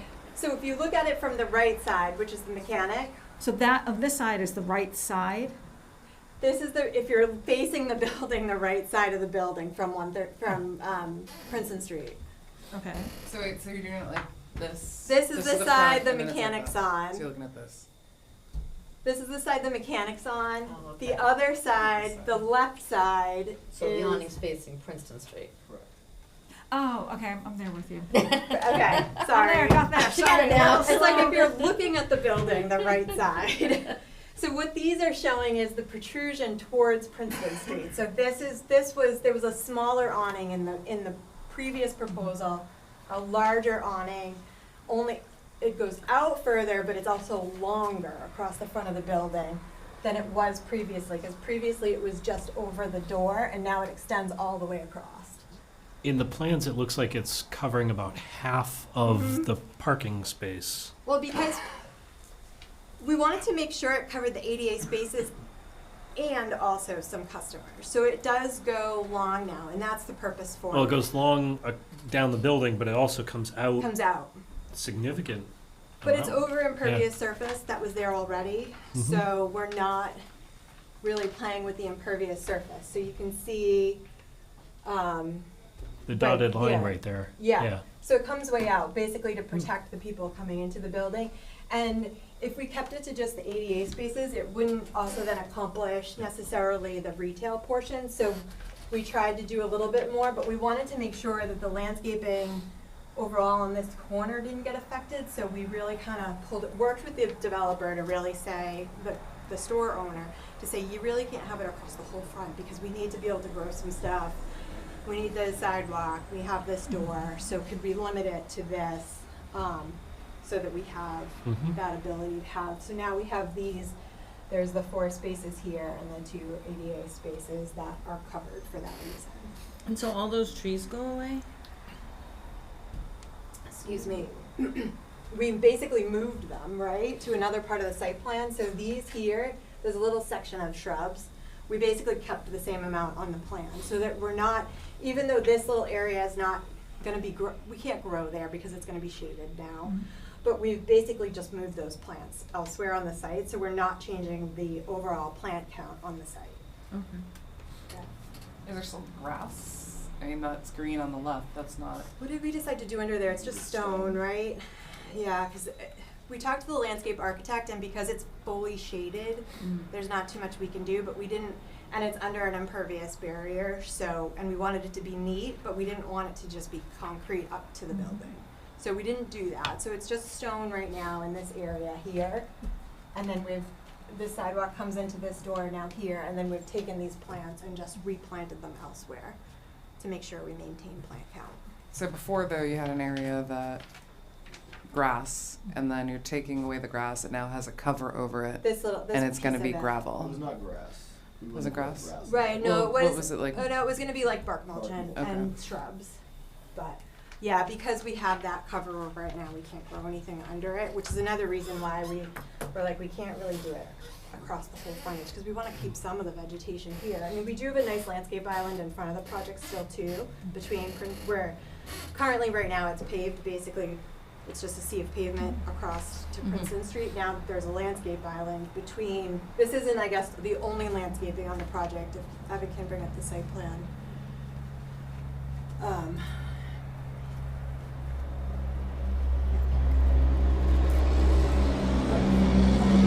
Oh, you can go to landscape plan too if you want. What's that? You can keep scrolling to the landscape plan if you want to. One more, right here. So there's this area of grass and plants here too, and a shade tree here, and so, what are you doing to me? So currently where it's paved, it was paved previously, just paved straight across. We've now instituted a landscape island here in between Princeton Street and the building also. So there's grass and plantings here, and then there's plantings in front of the building here, and then again on the sides here too, where currently nothing really exists there now. Katie, is the main door underneath the awning? Yes, it's Okay. here. And then what's the side door where the This walkway is like a maintenance mechanical door. Okay. Where's the deck? It's on top. Of the whole thing? Yeah, The what's on top? it's on the third, it's basically on the third Back to the other floor. picture. So Look I'm at looking, because the- I went to Google and I've got a picture of a there. half-constructed thing. Yep, they have constructed it, and then we got called and said, What do we do? So what do you mean, like, hold on, like, so I've got 2 floors here. It's in the back, you can't see it. You can't see it. Yep, it's up and over. You can't see it. Oh, It's in the you back. can't see it from the street? No. Oh, It's up. It's back. It's way in the back, so it's back here. So you can't, because you're looking through you can't, your view shed doesn't go there. So it's up here, it's looking over the wetland at the back in the floodplain oh, area. okay. So it's not looking over Princeton Street. That's not the nicest view here. So it's way back here. So there's an elevator shaft that sticks up. The elevator shaft is exempt from the height requirements. So the elevator shaft doesn't count. And then there's basically a little room with a little outdoor area that's covered that looks out over the wetlands and the river and everything that's in the back of the building. So yeah, you can't, your eye doesn't really go there unless you come around to the side or the back of the building. But we went out and made sure that the architect had to, we needed to make sure that it met zoning. So we've been working with the architect and the builder to make sure everything fit within the height regulations. So that's what you're seeing here. Any and other? then there used to be a whole nother floor here that's gone. Oh, in the back. Yeah, in the back. That was like partially exposed. That was partially exposed. But Gotcha. that's been taken out of the plan altogether. And so they're just gonna have less warehouse? Yep. That's good, okay, by me. Any other questions before we get to the letters? Now that I've given Joel a heads up that he's reading letters. Joel? Okay, the first one's from the Board of Health. Dear Planning Board, this letter is regarding the proposed major modification application submitted by Clahan LLC to permit a new rooftop floor to be used as an event space. If the space includes a kitchen or catering services, it must comply with 105 CMR 590, the Massachusetts State Sanitary Code for Food Establishments, and the Town of Chelmsford Provisions, Chapter 201, Article 9, Food Service and Retail Food Establishment, Board of Health Regulations. The applicant would be required to submit a food establishment plan review with stamped architectural plans, obtain a food establishment permit upon approval, and ensure any catering services operating in the space are also permitted by the Health Department. Respectfully, Donna Greenwood, Public Health Director, Chelmsford Board of Health. From Fire, dear members of the board, the Fire Prevention Office has reviewed the major modification application for 133 Princeton Street, which proposes to utilize a portion of the space as an event area. Our office provides the following comments. Occupancy and egress. Any event space must comply with the Massachusetts State Building Code and NFPA Life Safety Code requirements, including maximum occupant load calculations, clearly marked and unobstructed exits, and accessible egress routes. Storage and separation. Alcohol storage and retail areas must remain properly separated from the event space to minimize fire hazards and ensure safe circulation. Inspections and permits. Prior to the issuance of the all-alcohol license, the Fire Prevention Office requests the opportunity to inspect the premises to confirm compliance with applicable fire and life safety codes. Biannual alcohol license inspections will also be required. The Fire Prevention Office reserves the right to require additional fire safety measures if conditions warrant, based on final plans or observed deficiencies. Compliance with all local and state fire regulations will be mandatory before occupancy of the event space is approved. We request that this letter be made part of your approval process and included in the public record. Sincerely, Josh Abbott, Captain, Chelmsford Fire Prevention Office.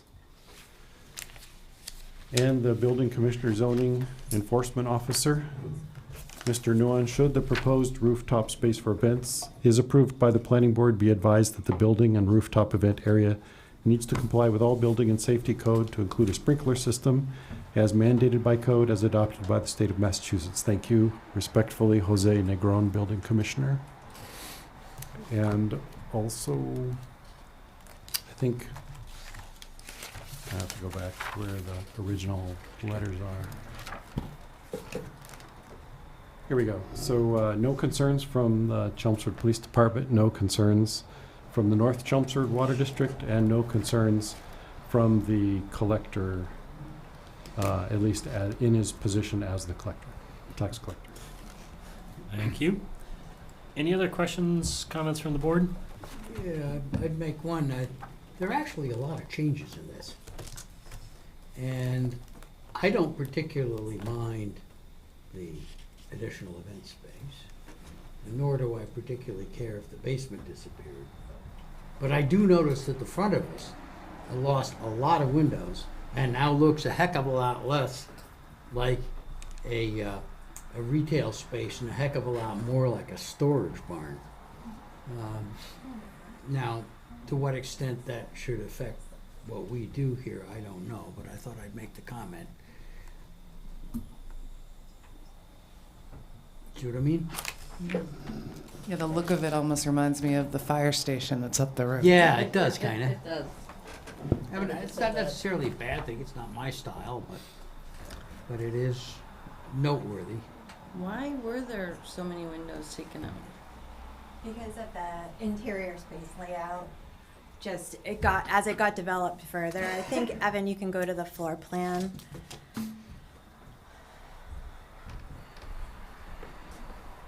You can see like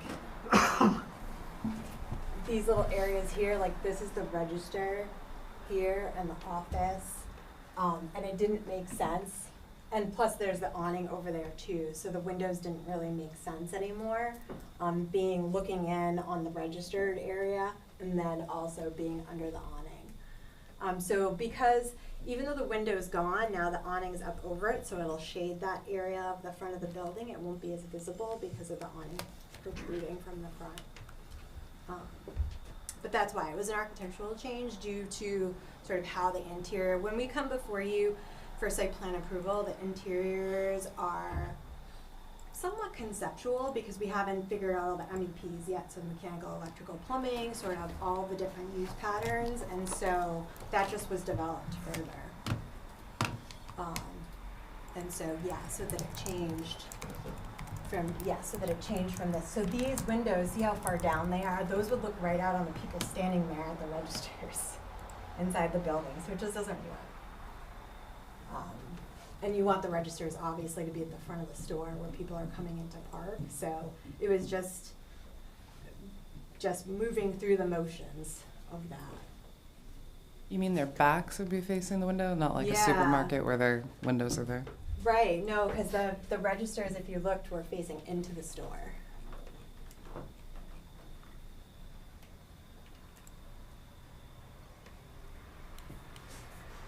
What are the small windows to the left? What are those, like the... These here, do you have, Casey, do you have the... The small ones on the left are office and utility room. Office and the utility rooms, okay. Yeah. So, that's here and here. Oh, to the right? Yeah, the right, it's these two. So like This little area port- here is little the cooler portholes. area. So that must just be, that's probably just airflow. That's the cooler area. Yeah. So these are just, this is all cooler. These are all coolers facing in, so that's all product and cold area back there.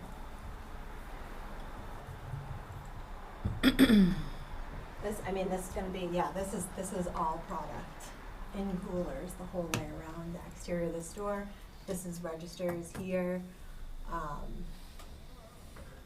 Right, so, and then product through the aisles.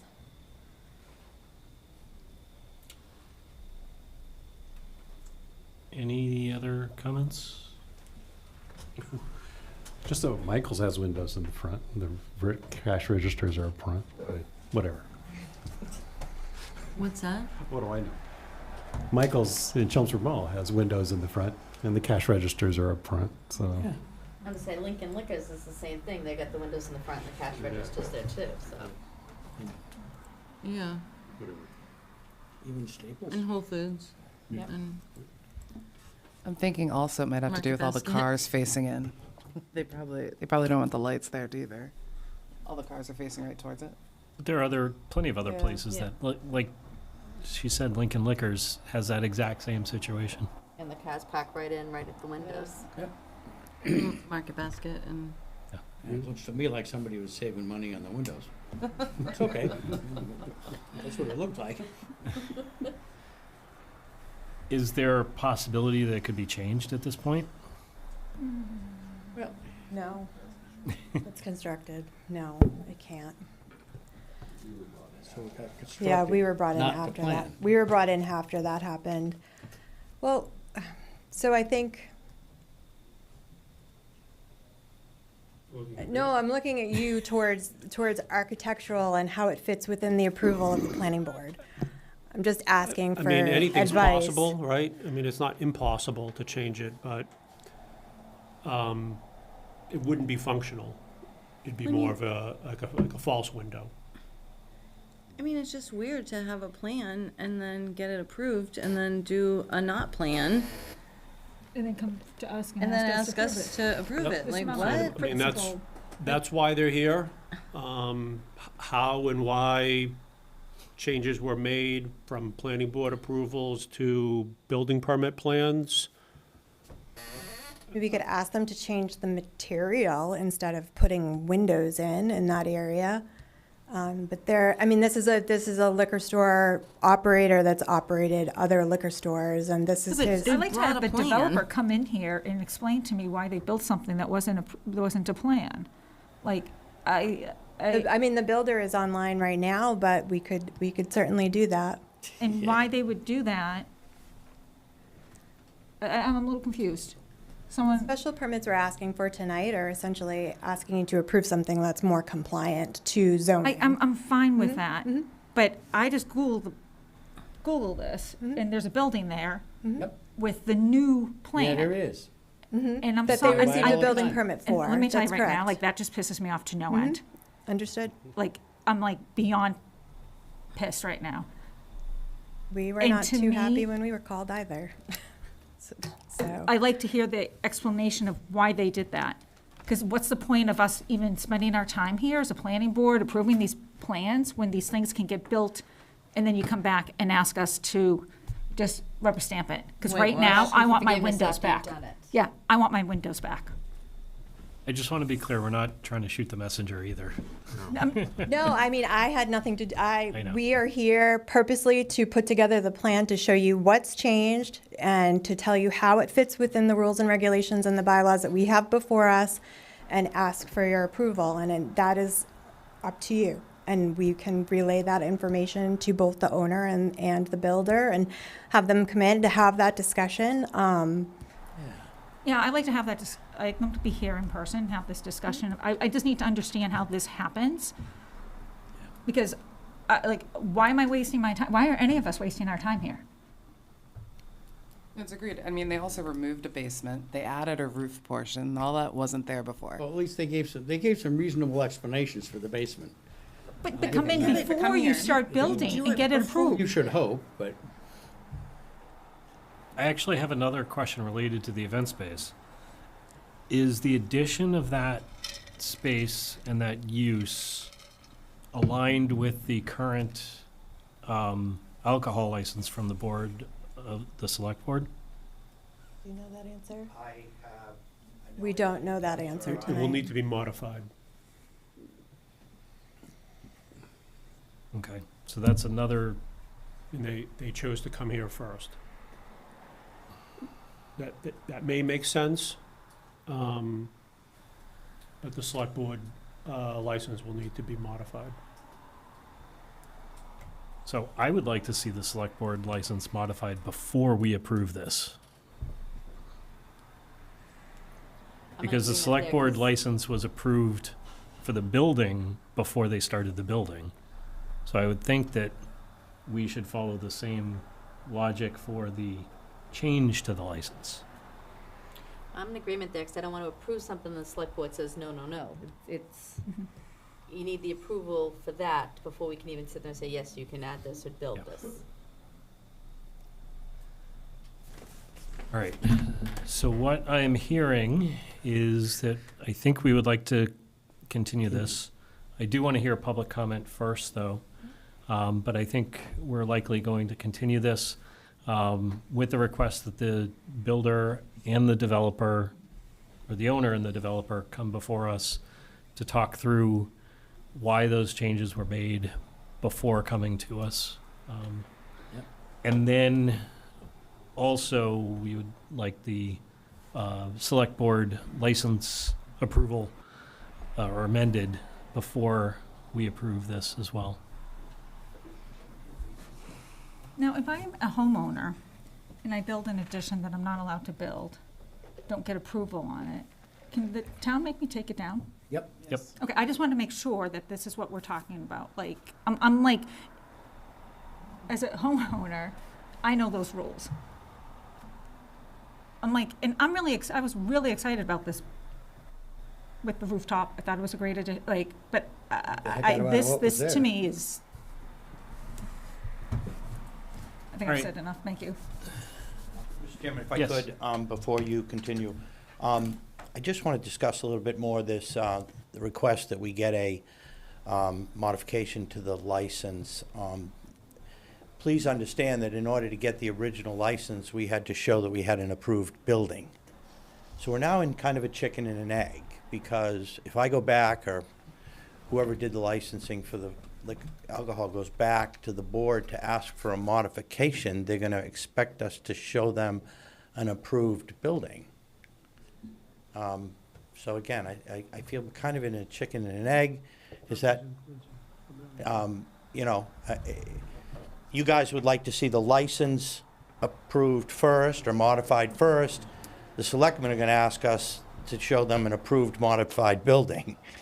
But I So, mean, it's a new use, and liquor licenses in Massachusetts are quite controlled.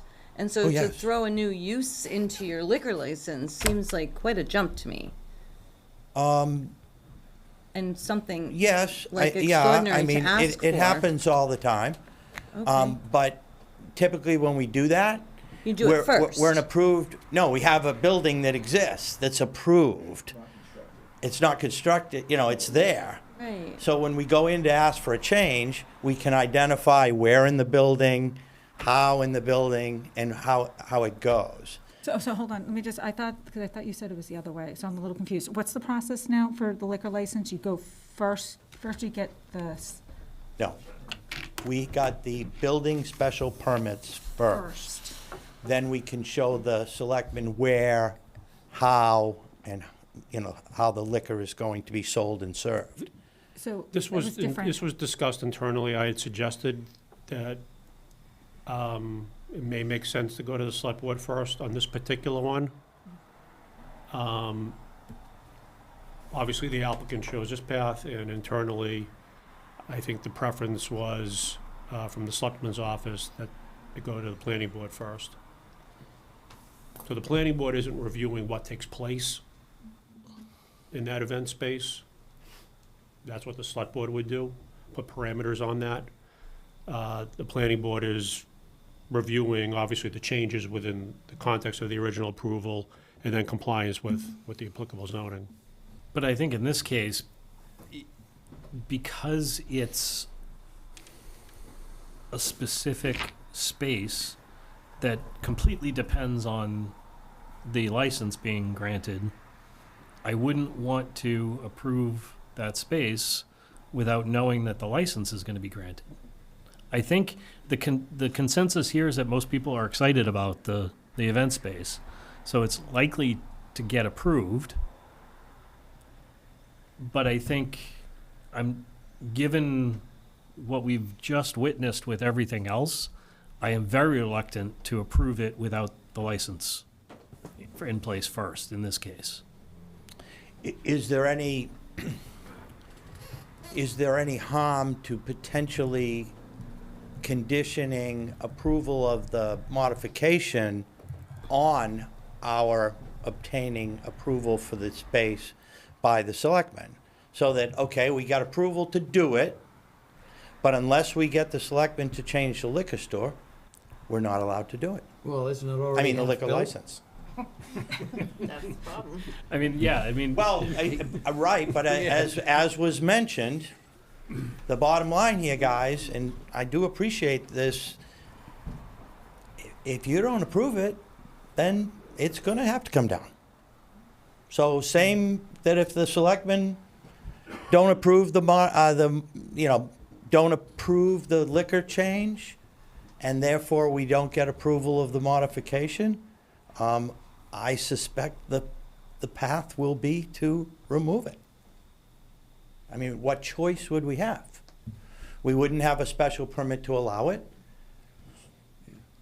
Building inspector will issue us a cease and desist, as he's done already, with a requirement to remove. So, I hope it's obvious that, as the messengers here, we too are incredibly disappointed to get that call. I never like to get that call because I know I'm going to stand here and do this. Beat up by the planning board. And so, by all means, I mean, if you want to hear from the thing, I can respect that, and, we'll make that happen. But, at the end of the day, the only thing we're encouraged by is that these changes, in some ways, small ways, I think make the building a little better in terms of being able to cover the handicap spots and delivery folks. And also, we were able to do this and meet the height. We've reduced, getting rid of the bottom floor. I think that was, I was fine with that change. I wish they would have told us first so we could come and told you with the great news about what we were doing. But, we can bring our clients in and you can understand why. I think they're going to tell you, architect talks to the builder talks to the architect, they talk to the owner, they all are, hey, yeah, that's a great change, that's a good idea, let's do this. I mean, I don't see it often, I hate to see it, but that's going to be the bottom line. I think the board is going to have to consider whether from a purely zoning perspective, whether the changes to the building are beneficial or detrimental to the neighborhood and to the town of Chelmsford and the view. Mike, I can understand your thought about all the removal of the windows, but personally, I kind of liked it. I thought it broke it up a little. It was just 2 floors of 2 rows of windows, and to me, it looked very warehouse. I put by there on a tractor at 12.5 miles an hour, so I get a good long look. So it's obviously your decision and your opinions, but I personally just think in some ways, adding that little piece on the top and the signage, I think it kind of breaks it up and makes it a more interesting building. But your call, and we appreciate your time. We can we will continue and bring to you whoever needs to be here. And again, we will do whatever you demand in terms of the selectmen and the change to the liquor license, but I would just hopefully like to understand that the selectmen will be willing to consider the change before we have an approved building. So, All right. however that process has to happen, we will do it. All right. But help me to understand what, maybe Evan has a better idea if the selectmen would. No, the selectmen actually said, come here first and get the modification changed. So, Yes. but again, Mr. Chairman, whatever the board requires of us, to the best of our ability, we'll make sure it happens. Okay, thank you. My thought is that the worst that happens if the liquor license isn't extended is so they wind up with a closet on the 3rd floor that they can't really use for anything useful. That doesn't worry me too much, but I sure would like to have a better understanding of how this all came to be. Did the elevator before go into the basement? Probably did. And then no basement? Elevator up to the roof? Yeah. Well, that elevator can go up under the roof anyway. Yeah, I know, but it wasn't in the previous plan, right? Okay, that I didn't notice. I didn't notice whether. Yeah. Right? I mean, was the elevator up to the roof before? Yeah, I think it always had an elevator. All the way to the roof? Always to the roof? Yeah. So we have the plans there. The Mechanics. Whatever they call it, mechanics, mechanical. Yeah, the mechanical piece of the elevator. Did it open on No, the roof? no, because it was, no. So that's a change. That's a Yeah. major change. All right, so at this point, we'll open it up for public comment. Seeing, yes, come to this microphone, please. Good evening. Sorry, I'll make this quick. Has everybody driven by this building? Can you state your name and address? I'm Kenneth St. Hilaire. Thank you. I own the building right next door, and I'm glad to see a new building going up. It looks beautiful. The questions arising, like the elevator. The elevator was built originally. When that first started, I said, what is that on the 3rd floor? why do elevators come up above the building? I didn't realize that. So that means, to me, that looked like that was built that way. Intentions to go to a third floor, which now they're trying to go to. Secondly, you said it's not open to the public. You stated it's not open to the public, so how are we gonna benefit from the third floor? Snow removal seems pretty tough. I'm right next door. I'm 20 feet from it. I've been there for 40 years. I know how close it is. So it is pretty tight. Again, I love it. I've been next to a vacant building all these years and never said anything. You guys from town, you know. Nobody's been in it. There's people have lived in it. I've seen it all. Animals were living in it. So it is nice to see that, but again, you said it. I agree with Anita. Why is it all of a sudden all these changes, you know? Again, it's a beautiful building, there's no question about it, $6 million building or something, but all of a sudden you come before you guys like, oh, we didn't mean this. And the basement, like there's some harm done by the basement, it's in the floodplain. Everybody in No Town knows that's in the floodplain, from Charlie Lawton's building to Princeton Station, all the way till you get to RMP, where it starts to go up by Bainbridges, is in the floodplain. I can't do anything in there. RMP can't build in the back, and now he's been injured because he can't put a basement in it. Well, we could call it a swimming pool, right? It's in the floodplain. So there was no harm. He knew when he bought that property that it's in the floodplain. So that's all I wanted to say. And you can see that, by the way, when you drive by. How can you not see the third story when you drive by? As you're coming on an angle, say from Mahoney's now to Princeton Station, you can see the elevator shaft, which is going to turn into something else. So I feel bad for the people. I don't live there. I own an industrial shop. But the neighborhoods across the street, they might take objection. I don't know. But those are just my comments. I appreciate it. Thank you. Thank you. Any other comments from the public on Zoom? Okay, Yeah, would you take a motion to continue? I will take a motion to continue. You have it. When's a good date? When can you guys? Next meeting's fine. Second. Motion by Mike, second by Deirdre. All in favor? Aye. What? Just to clarify, before we do that, are we asking them to go in front of the select board to get the license, or no? Did we ever answer that question? I think we need to figure out the timing of it first, and I'll reach out to the select board to figure that out. Okay, because if the select board's preference is to have it approved, then I'm okay with that. Yeah. Yeah, me too. Yeah, I think we can do a special condition. Okay. I just wanted If to we make need sure if to. we ever answered that question. I'd be more comfortable with the select Agreed. board ruling first, but I think if we had to, we could probably do a special condition. Okay. Okay, all in favor, just for clarification? Aye. Aye. All right, unanimous, continued. Thank you very much. Thank you. Thank you.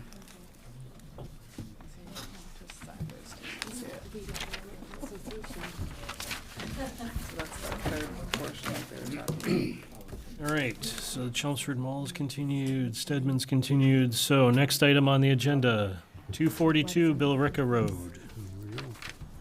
This one? Good evening, Mr. Chairman, members of the board. Douglas DeShane from Finner and Nicholson, and I'm not done, I'll be back later. Representing the applicant.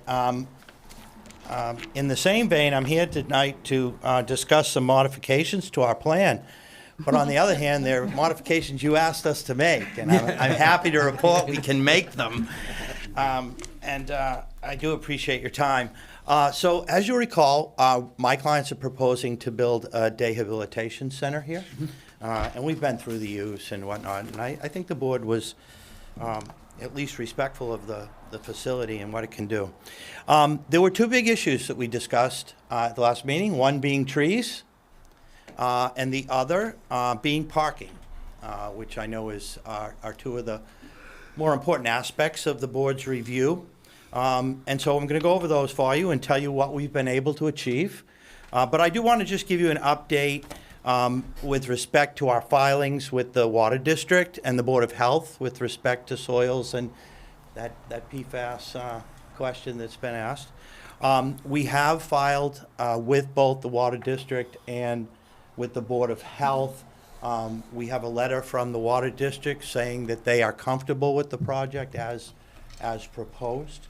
My clients met with the Board of Health last night, actually, presented the plan to the board. And they have taken it under advisement, and they are going to report back to us what, if any, additional testing they would like us to do. So that process is underway, and so I just want to let you know that we have been addressing that. That was also a question, you recall, that was raised by the Conservation Commission early on. So we've also reported back to them. And in fact, great segue, we have been to the Conservation a couple times now and have presented our tree plan to them. They're very happy with the tree plan and are in fact drafting an order of conditions for us for their next meeting. So let me talk a little bit about trees. Thank you, Evan. You will recall that we were proposing to remove 58 trees from this site, significant as it may be. And we discussed with both Conservation and this board about restoring trees, trying to achieve a one-to-one return, and also to locate those trees in ways that would help block, Anita, as you'll remember, sort of the view shed through the sides of the building. And ironically, it worked out really well in that regard. So if I could just approach here. So we were proposing a total of 58 trees to be removed. I'll jump to the end, we're replacing 60. So we've been able to achieve more than one-to-one. Oh, excellent. There were 37 trees to be removed within the 100-foot buffer zone. We have replaced every single one of them, to the delight of the Conservation Commission. We did that by, as you recall, we had proposed to remove the pavement that was originally shown in the rec area and replace it with, some pervious surfaces that are capable of supporting wheelchairs. But it also gave us an opportunity to put some really nice shade trees around there that will not only help shade that, but will provide a canopy of shade to the wetland area here. We had originally proposed to put a lot of those trees right in here on the slope down to the wetland, but it turns out it's actually pretty well vegetated in there, and the landscape architect was concerned that if we put too many more trees in there, they may not, live long enough, especially with the existing vegetation that's there. So what we did is we had an area in the back here that was actually void of a lot of vegetation, and it was adjacent to the wetland. So, some things work out for the better. We have proposed to replace, the majority of those 37 trees from the buffer zone. Well, I wouldn't say the majority, because we still probably have 1, 2, 3, 4, 5, 6, 7, 8, 9, 10, 11, 12, 13, 14, 15. So there is 15 here, which means there's, 15, 22 trees back here. And the good news is that will provide a direct buffer to all view sheds, Perfect. Yep. And the landscape architect feels that that's a great place for them. So I think the team was able to do a good job, and I certainly hope trees are on sale this fall. But I do appreciate it, and the Conservation Commission also was very forceful about making sure the trees were replaced. So we were able to, I believe, meet that requirement. You'll recall the other issue we had was with parking.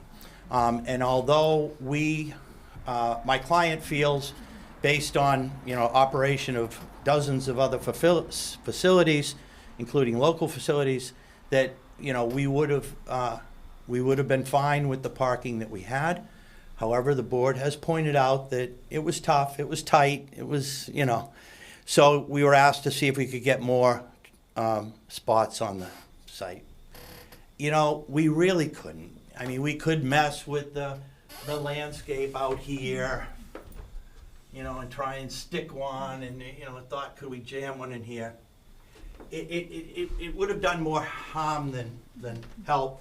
So, as was suggested to us, we have reached out to our neighbors.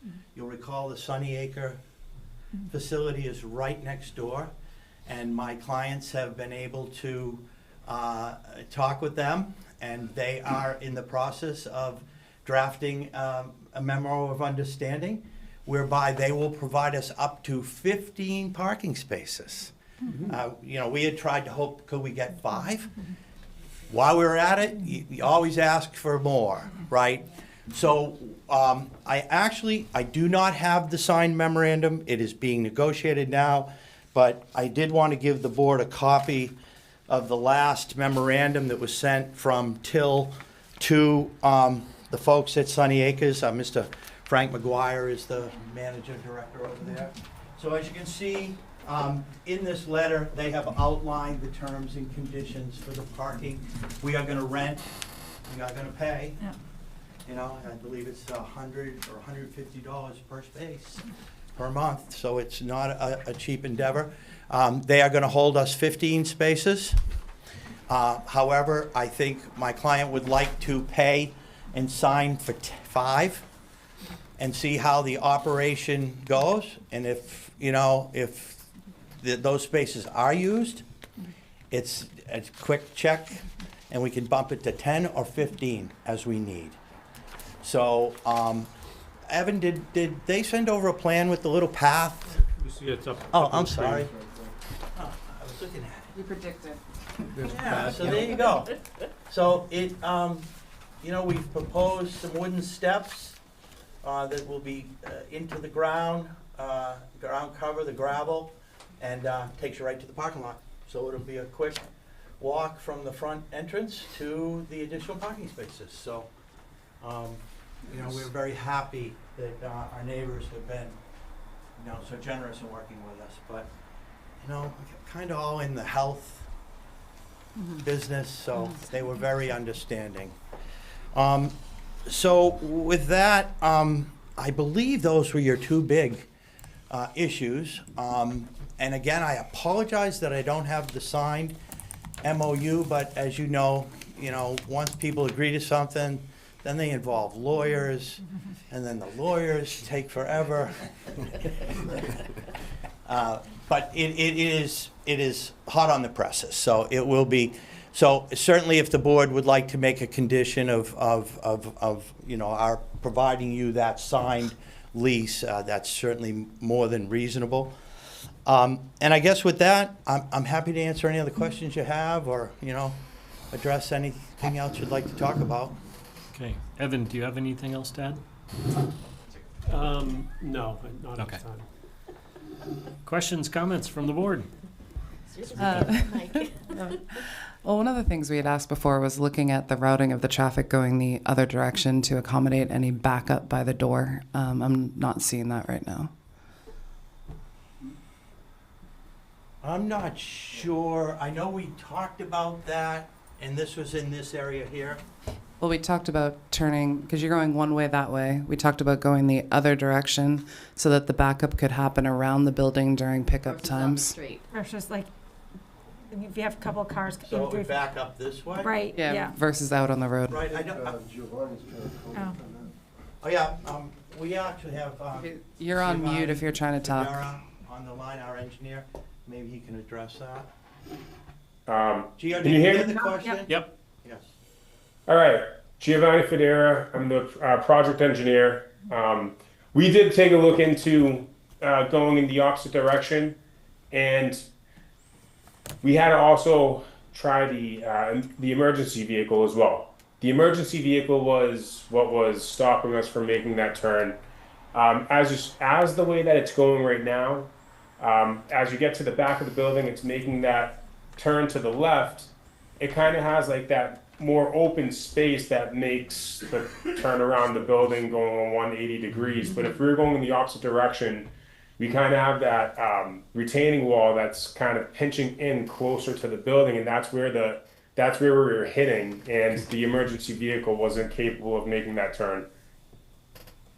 Can you go to slide C7 to show that? And if we had backup going around the building, which we don't anticipate, by the way, because we've actually provided a longer drop-off spot than in any of our other facilities.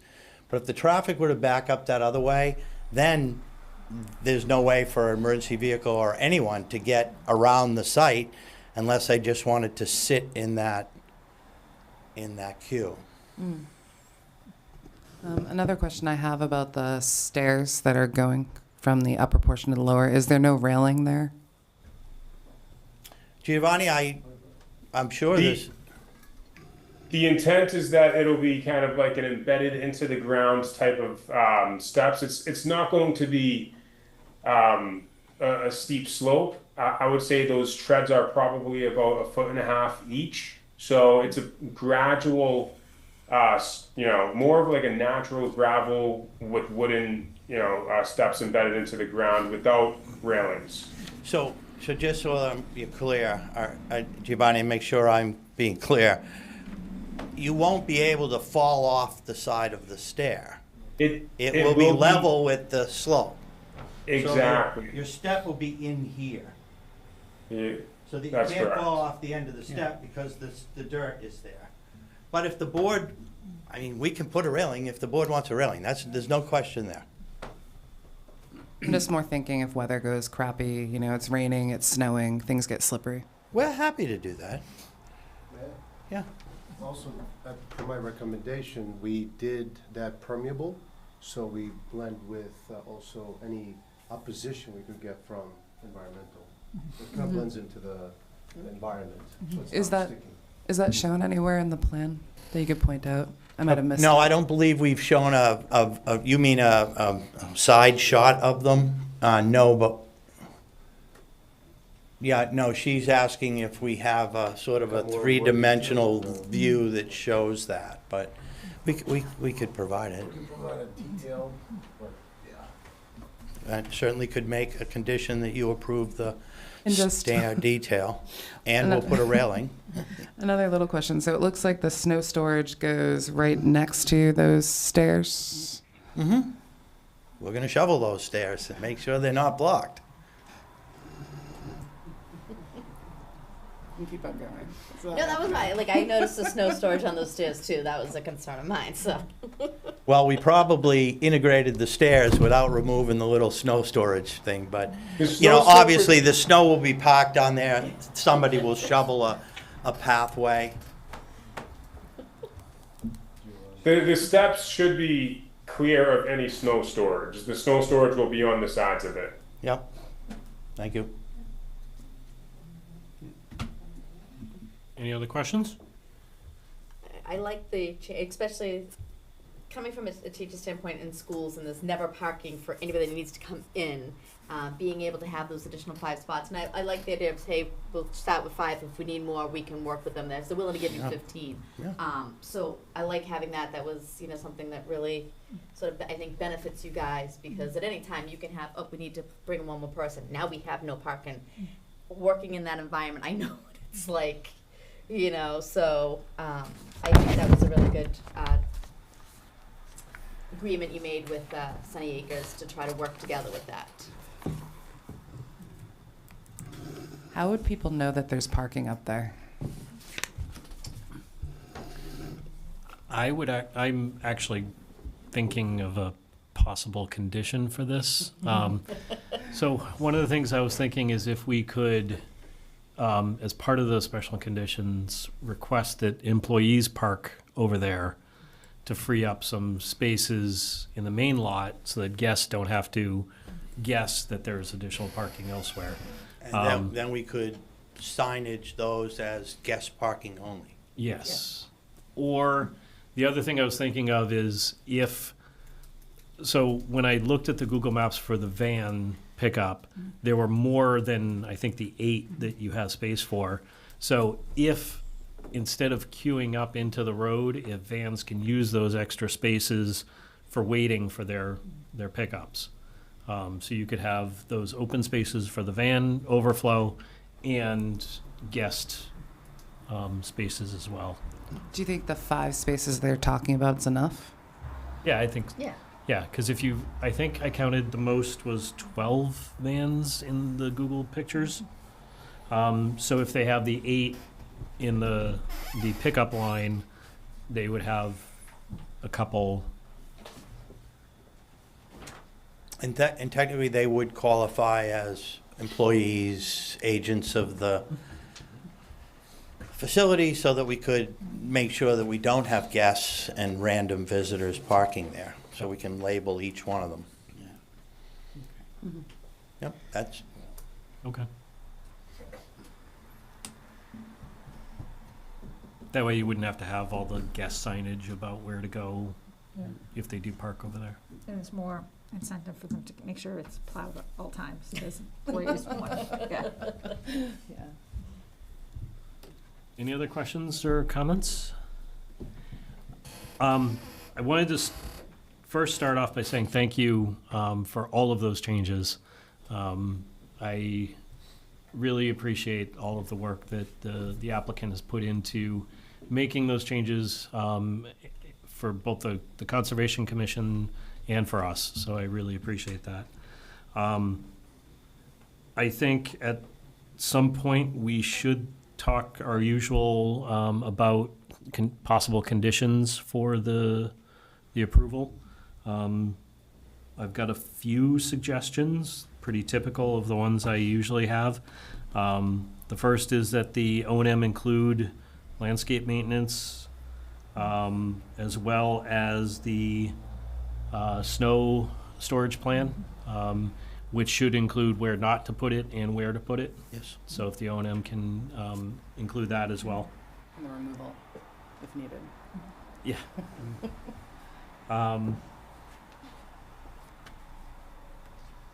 And then I think the conditions of the MOU, the 15 or 5, at least 5 of those parking spaces, incremental up to 15 if needed, and then employees using those spaces to allow for extra space on site for visitors and van pickups. Are there any other conditions that we would want?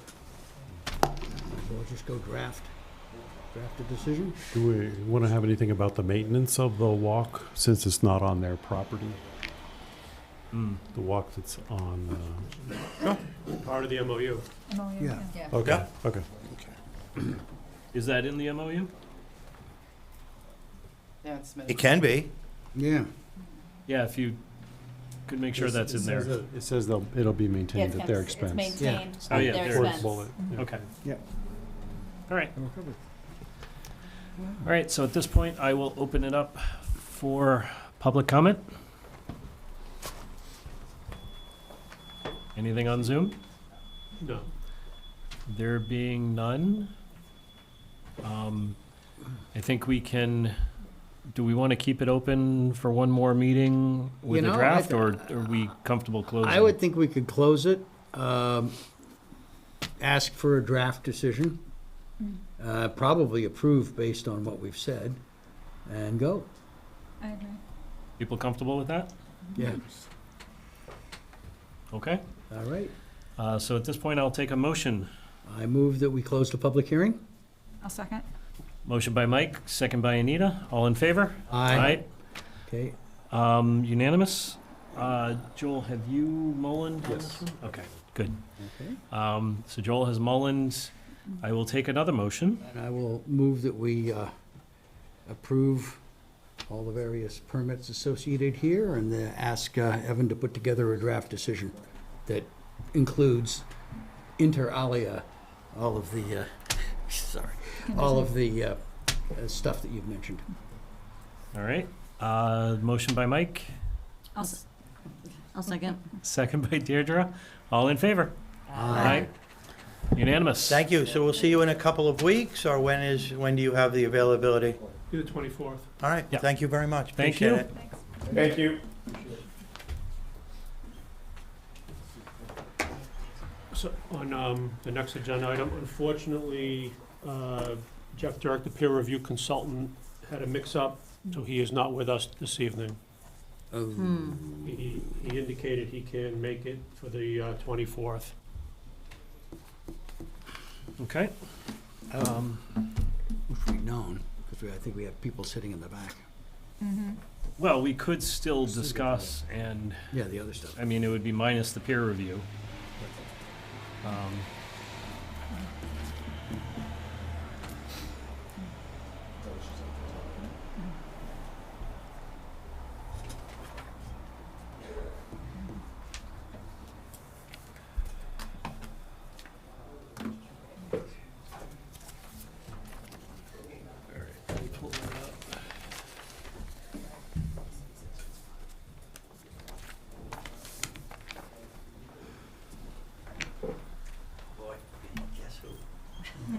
Welcome back. You're again for this one? Thank you. How many do you have? Being efficient. Yeah. I can be very brief. Mr. Chairman, members of the board, good evening. Douglas DeShane from Finner and Nicholson, representing the applicant this evening. We are going to focus the meeting tonight with your approval on traffic, discussion of traffic. As you know, we had submitted a traffic report. That report has been reviewed by your peer reviewer. And Before you go on, I don't know if you heard, because you were out of the room, but our peer reviewer is not attending tonight. There was a mix-up in... Okay, we're gonna move forward. Yes. Well, We will at least we can continue- present the traffic report to you and tell you what Mr. Dirk told us to do. Yes. And we can have some more question and answer discussion. It's just, we will have to continue this to next meeting for that discussion with the peer reviewer. Okay. And And if we do that, can we put this first, like on the Yes. agenda, so Yeah. folks who Thank have you. to sit through all of this? Yep. don't have to- can- But I do agree, I think we will be quicker, but I do think we can still accomplish some things tonight. In addition to discussing traffic, we did want to present some architectural changes we proposed, are proposing to the building to, further our project. So with that, Casey? I'm going to do a Casey Ferrer with Howard St. Hudson. Just a brief overview. So we last saw you on July 23rd.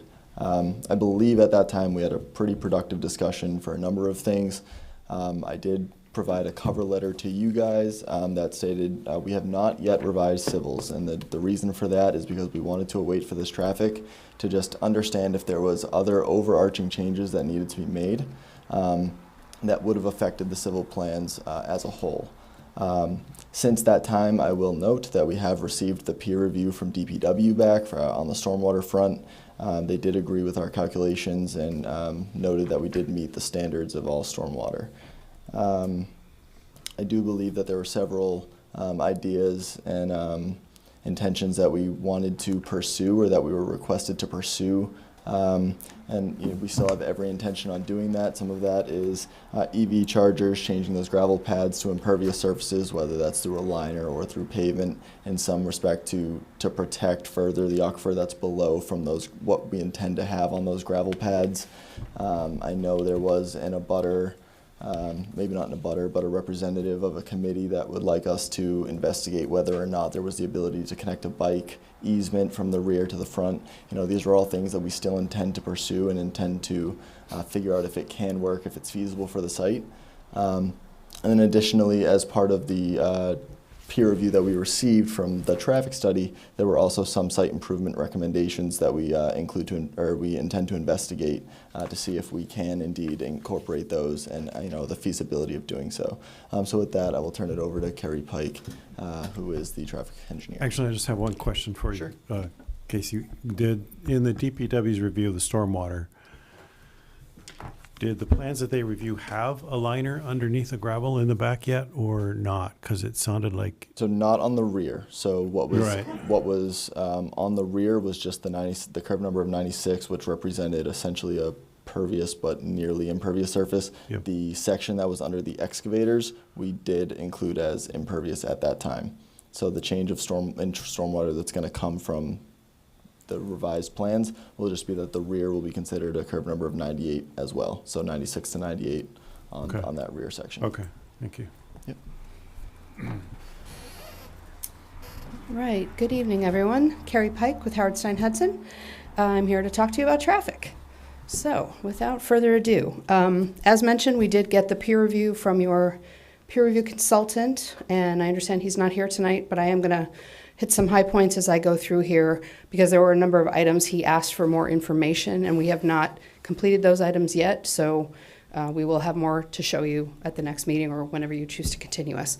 So the process generally is that we document and analyze existing conditions. So that means we collect traffic counts, we collect crash data, we do some operational analysis of our study area intersections, and then we repeat that process for future conditions for a no-build condition, which is future but without the project, and then a build condition, which is future with the no-build, whatever those conditions might be, which includes other projects in the area, background traffic growth, and then adding our project on top. So we've estimated the trips. Here's our study area, so you can see 495 kind of going across the middle of the kind of top right to left. And then you've got Route 3, so our site's kind of tucked up right next to one of those clover ramps of the 495 Route 3 interchange. And on River Neck Road, our study area includes the signalized intersection of Billerica Road, Golden Cove Road, and Turnpike Road, the unsignalized, so stop-controlled intersection of River Neck Road and Billerica Road, and then at the other end, past the site, the unsignalized intersection of River Neck Road and Carlisle. Go to the next one, please. So I mentioned we collected traffic count data. One of the things we did do was an ATR count, so that's like they put the tubes on the road. Sometimes now we actually do them with video, but when we need speed data and vehicle classification data, we get them still with the tubes. So you may have seen the tubes on the road. This is a pretty low volume road, 2,900 vehicles per day. The heavy vehicles out there today, it's about 1.4% for both directions, so 42 out of those 2,900 over the whole day were heavy vehicles.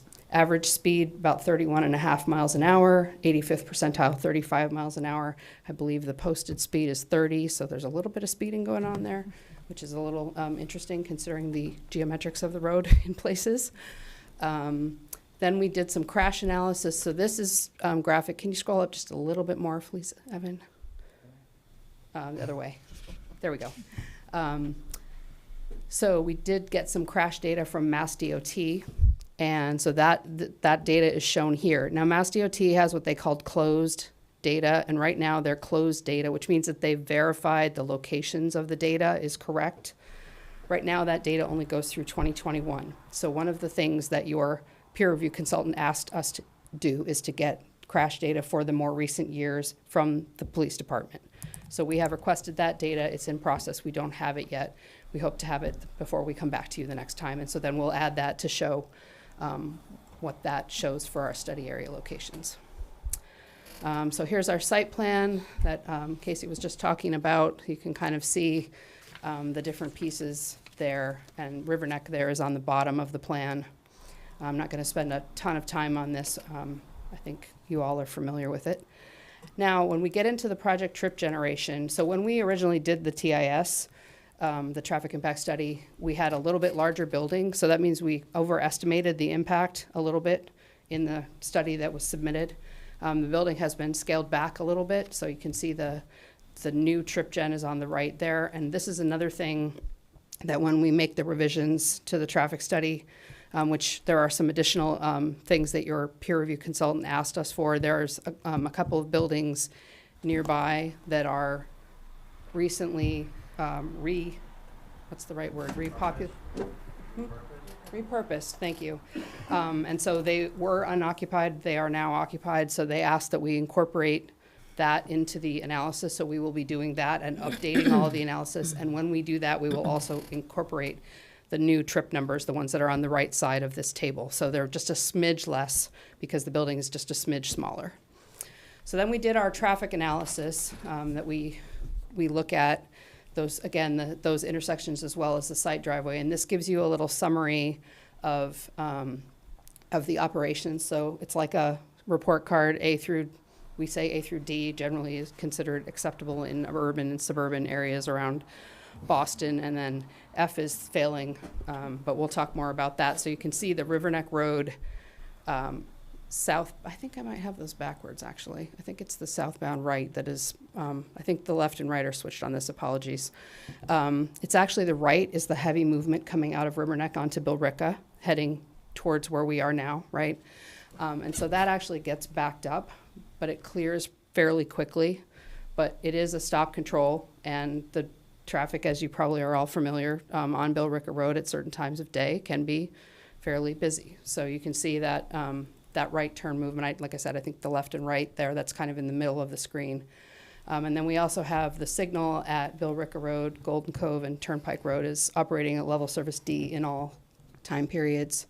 We did look at Saturday here as well. So, and then at Carlisle at the other end, you can see those that intersection is operating fairly well as well. We have B's and C's there.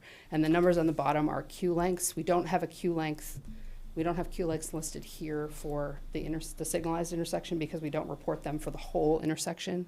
We only report them by movement, but generally speaking, they're as expected. And as you might be aware, I know when I come to our Chelmsford office, I come through Golden Cove, and at 6:45 in the morning, there is a queue, but it clears fairly quickly.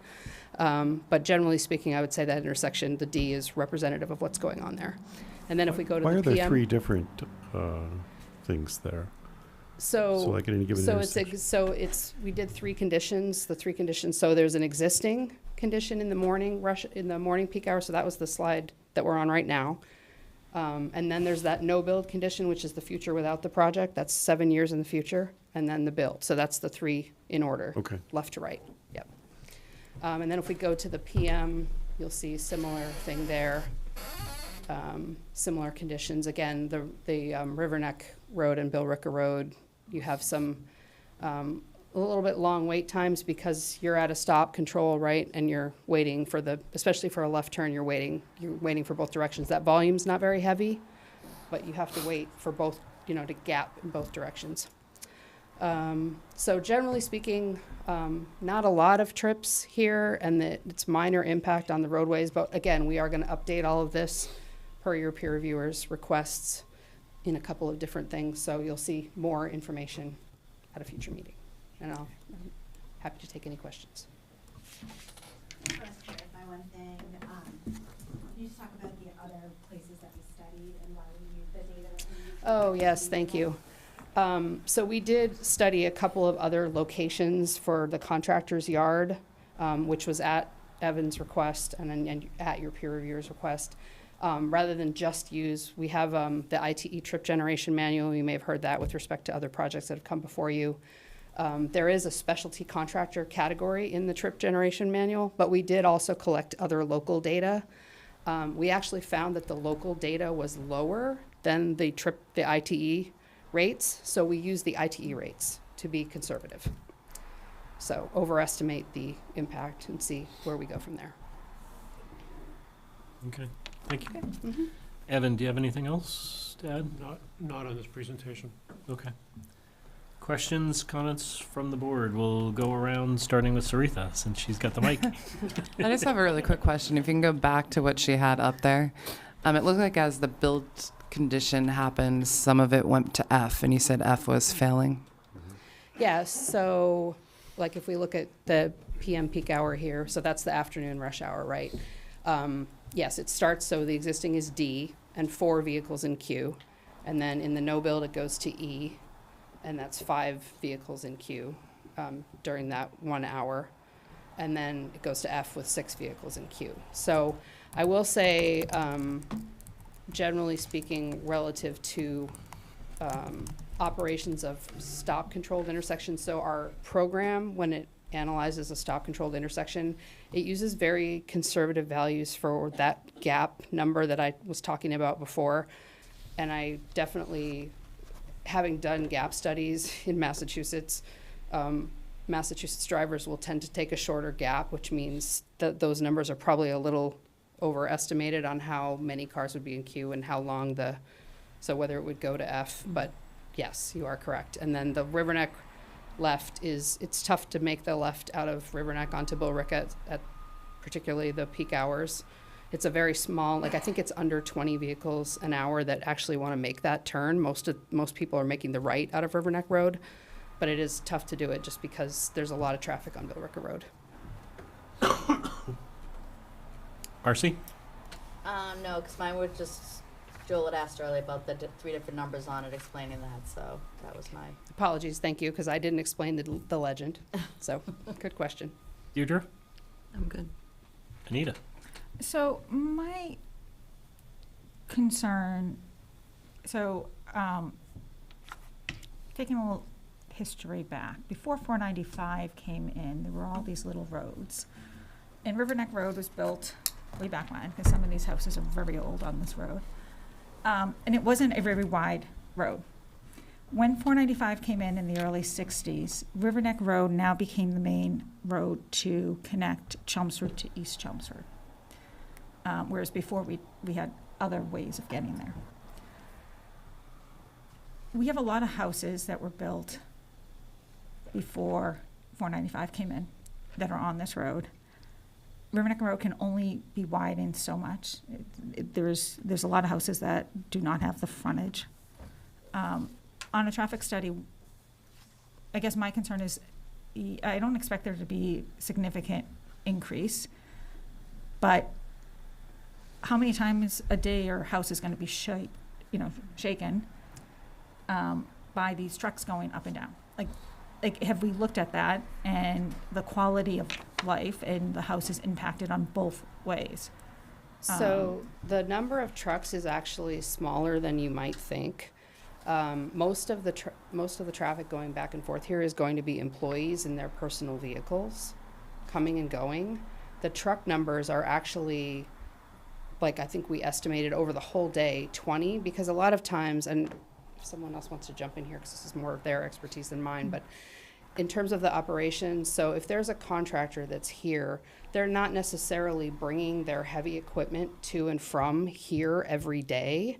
It's going out to a site, and I'm going to use, since we talked about paving earlier, I'm going to use a paving example. So, for example, if you're a paving contractor and you have a paver, and that paver is going to have trucks that come and bring the asphalt, right? But then you've got your rollers, and the rollers come and they're on a trailer, for example. It's out at a job.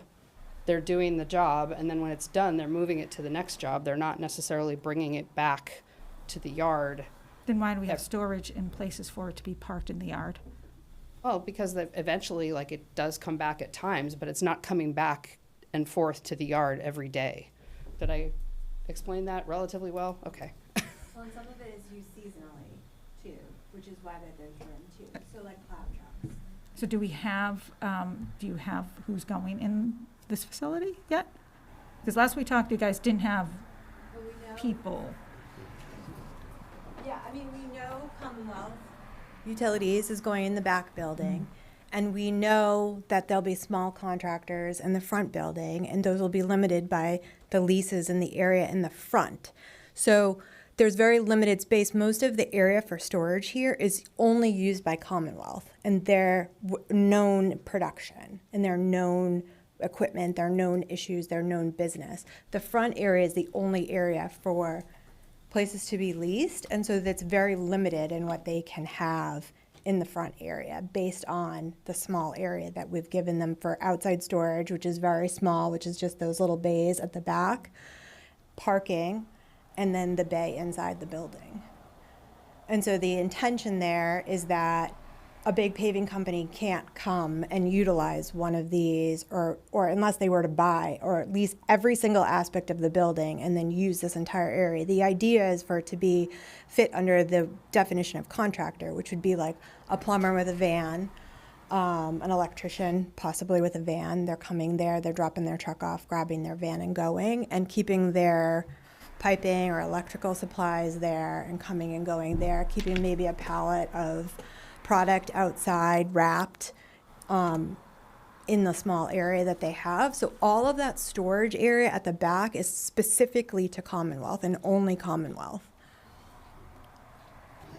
So in that back section, how many pieces of heavy equipment could fit? Can fit, we designed it to fit every piece of equipment that they own. Not all that may be on site at once. Right. Right, but how many pieces is that you designed to hold?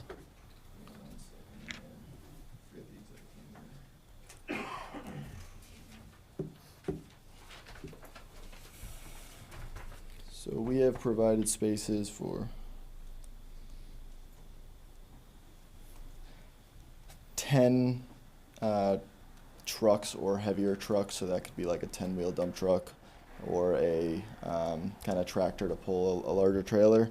We have provided 6 trailer spaces, which I believe is an overestimation based on what they needed, but we had the space, we just wanted to make sure that we could accommodate, and then 4 excavator spaces, and those excavator spaces are not intended for that excavator to be, started every day and ran on site.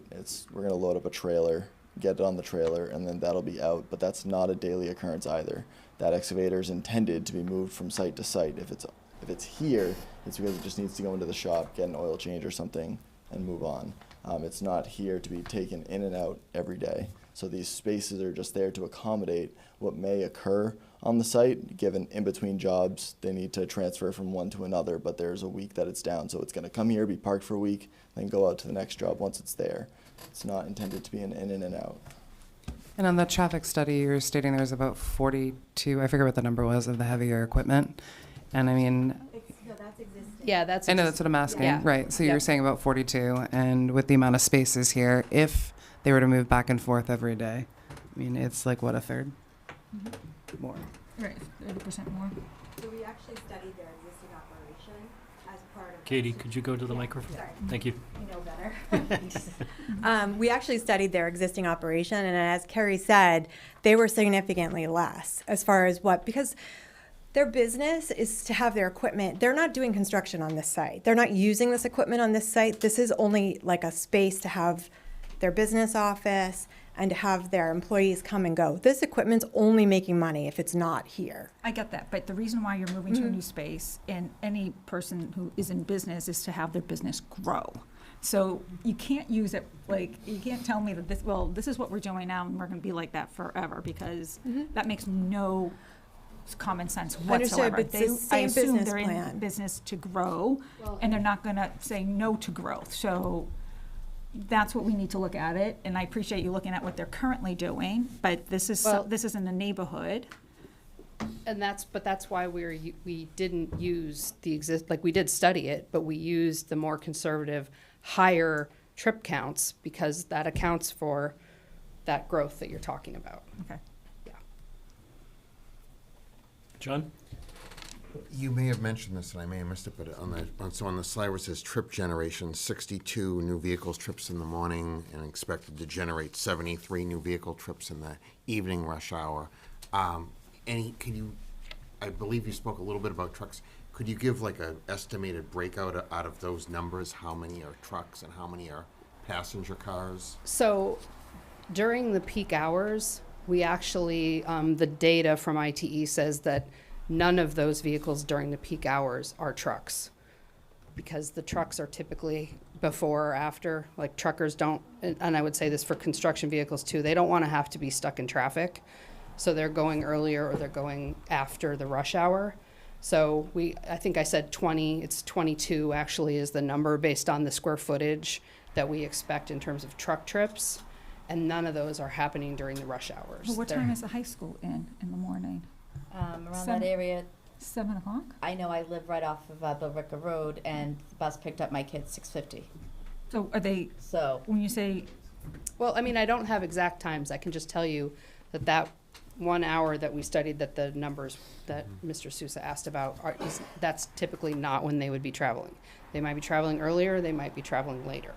yes, the buses are coming down Rubberneck Road before 6:50, because they would come down that. and pick up. right. I think what we're talking about is that the school bus traffic is not happening during the peak hour. And so the Well, no, peak that's hour- what she's saying, though, is Right. that, the trucks aren't rolling during, Right. that type. So when the school buses are rolling, it's sometimes normally before, especially the high school, is before peak hour. So Yes. the trucks are gonna be rolling when the high school kids when are the out buses are waiting for buses. rolling. Even before then. Yeah, potentially even before them. I don't know if I want those trucks rolling in that residential Well, right, and then, neighborhood. so then we run even into, earlier. so then we're gonna be running into, if they're rolling before then they're waking up everybody. Right. Okay. John? That's all I That's have it. for now. Joel? Yeah, so there's dailies, I understand, and then there's peak hours. So the current existing conditions, there's 2,900 daily, and then there's 42 heavies, Correct. right? Okay. So the project, what is its daily count and I think total, it's- and then also trucks, heavies? So I think, let me just double check my number, but I think it is 362 daily. And again, that's using the more conservative ITE data. Let me just make sure I'm Right. giving you the right number. I believe that's correct. And then it was 22 of those daily are trucks, are heavy vehicles of Okay. various, kinds. Okay, so it's basically a 50% increase in the heavies, more or less, from this use. Is Yes, what it that looks like. math is correct. Okay. And then you say for the peak hours, you don't have, ITE doesn't give you estimates for heavies. Oh, no, they because- do. The estimate is 0. Okay. There are no, Okay. the data shows there are no trucks. Right. Based on their available data Right. during the peaks. Okay, and then, what is the projected no build on heavies, total and heavies daily? That I do not have. I would have to look, I would have to get back to you. Yeah, I would like to know I that. mean, we would, I don't think we, yeah, I'll have to get back to you on that, on what those numbers were. Okay, thank you. I'm sorry, I missed I think Joel just asked for this number, but I missed it. There's 42 heavies currently, Mhm. and then this project is thought to increase 22. by 22. Okay. Yeah.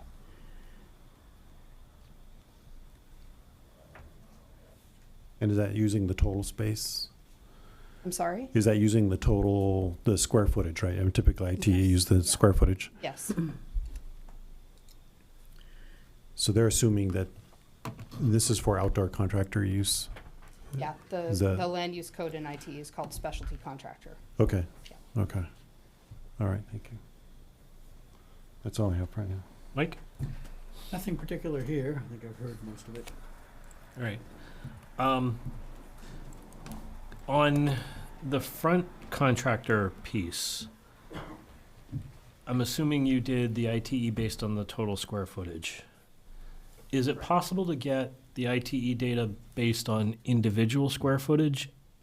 Because if you have one contractor building with that total square footage, the total number of vehicles is likely going to be less than individual units, because each contractor business has a base amount of vehicles. And then, as with any economies of scale, if you combine stuff, you reduce the numbers. So I would guess that if you took 14 contractor yard numbers with the individual square footage and added them together, you would likely get an increase in traffic numbers, but I could be wrong. Well, yeah, because you would have to, like, if you have 14 units, right? Like, say it's 1,000 square feet and it's 14,000 together, right? 14,000 square feet, maybe 10 vehicles, whereas you have 14, 1,000 square feet. They may be, like, you may apply 0.5, but you have to assume at least one. So Yeah. that becomes 14. So So we can, that's where, we can do the math, but that's why we studied West Tech Park, is because they're individual contractors, and we had heard that question preliminarily.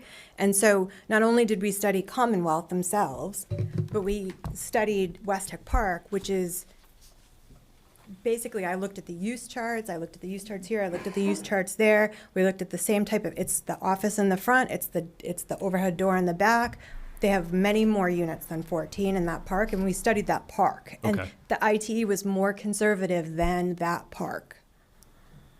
but did, I guess, but I would still want to have it applied to the individual square footage. We can do that math for you. I'd like to see that Yeah, number. we can give you that math. Okay, thank you. Yes. Was what you're, sorry, what you're asking, Yeah. right? Yep. I'm also noticing that the side streets, Orleans, McFarland, Monmouth, they weren't in the study. Yeah, that's typical because they don't connect through. So there wouldn't be a reason why our traffic would need to go there. I don't believe most of them don't, they're all So- mostly dead ends. So there would be a reason why our traffic would be turning down those roads. They wouldn't be turning down, but if there's traffic on the main road, that would cause issues on the side roads, would it not? I mean, it's a little more, yeah, it's a little more volume. I will say typically for a 2-lane road, your capacity is well over 15,000 vehicles a day, and we're at 2,900. So there shouldn't be much Okay. of an issue. And I think that was kind of indicated by which I didn't have on the slide, but we did the analysis of the site driveway as well, with the site traffic, and it's operating just fine with no issues. And I would expect the side roads with similar, I don't remember, but however many houses are down each road. I would expect it's probably similar in volumes. Okay.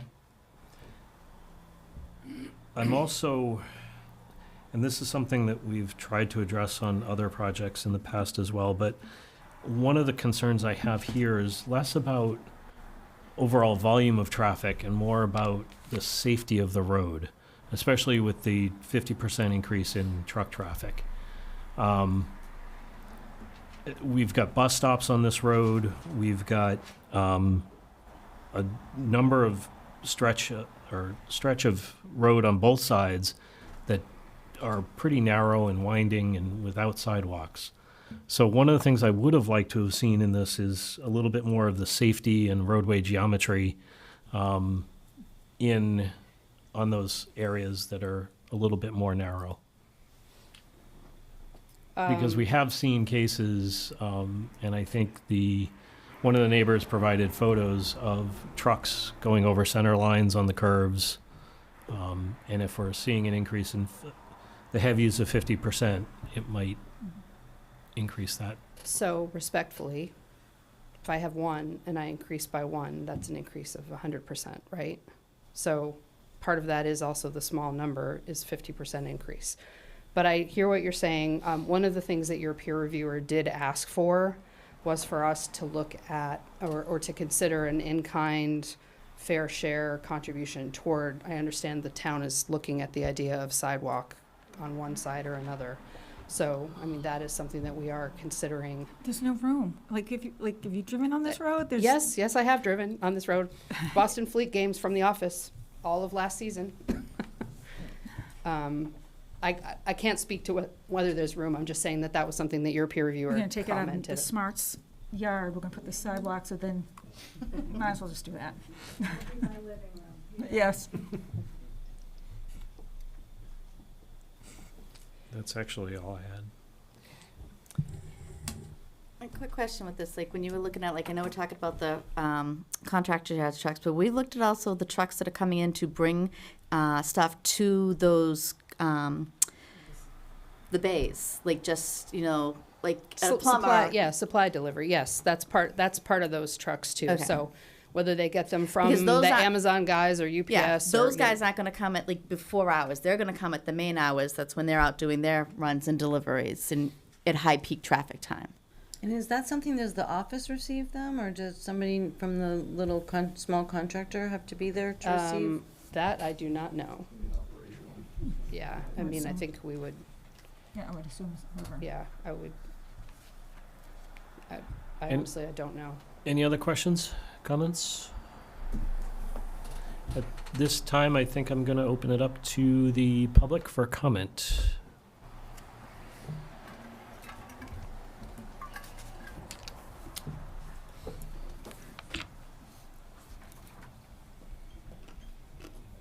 Anne Marie Smart, 223 River Neck Road.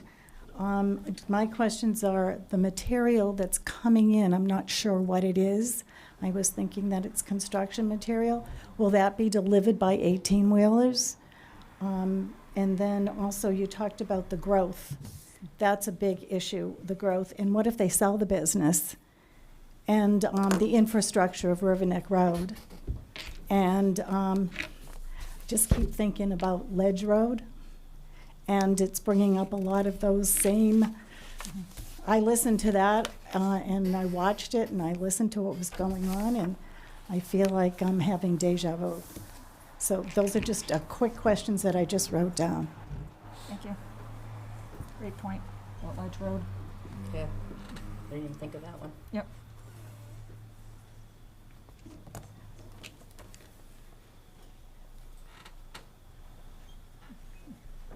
Judy DeAngelis, River Neck Road, all my life. As you go down that road, you may travel it, but my fieldstone foundation is 10 feet from the road. There's no room for sidewalks. As you come down River Neck, there's a valley across the street from me. No footage there for sidewalks. You would have to go up the road, cross the road, over the road, back over the road to do sidewalks. They're not going to happen. I think the other thing is making sure as it's coming down the road, twin trucking comes by now, my house shakes like you wouldn't believe. There's divots in the road on River Neck. It needs to be paved. So if you're going to put money, pave the road. Never mind sidewalks. Yeah. As it comes by, those trucks, and there are more trucks than you think during peak hours, because I live there. I see them, and they are shaking the houses going by. So as you're coming in with your equipment, we're living there. You're just storing there. So if you're coming in and you're coming in quiet and coming in ready to do it, yay.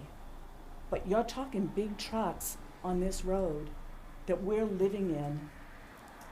Think about it. That's all. Thank you. Someone on Zoom, you guys have your hand up. Okay. We'll take one more in the room and then we'll go to the Zoom. Frank Smart, 223 River Neck Road. Has anybody been by my house, the wall? See the asphalt on it? Imagine how far it can get from the road to my lawn.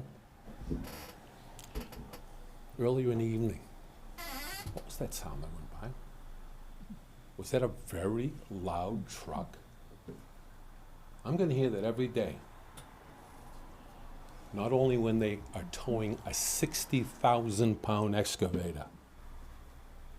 How about returning when they start from Billrica Road, going up the long curve up to the plateau? All those residents that live out there on the front side. That's gonna be awful on them. And they're saying they're gonna be before the school. Unbelievable. My son's going to buy my house and he has 2 children, 2 and 8. They're gonna attend Chelmsford schools. That's gonna, he lives in a nice environment now and has nothing. I hate to tell him what he's gonna come home to. Thank you. We have someone on Zoom? Yes. Just coming up now. Yep.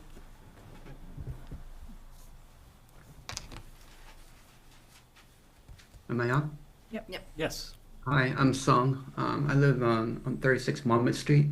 I'm not on River Neck, but I'm off of it, and the only in and out of my street is through River Neck.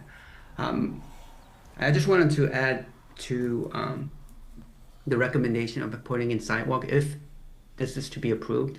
I can't speak for how feasible a sidewalk is. I may take a look in the coming weeks to see if it's feasible on River Neck, but there are approximately at least like 10 kids on our street, and I haven't recently gone out with my bike outside of my Monmouth Street, but I know plenty of families who do take their kids on a bike ride to ride their bike and take it all the way to Bruce Freeman Trail.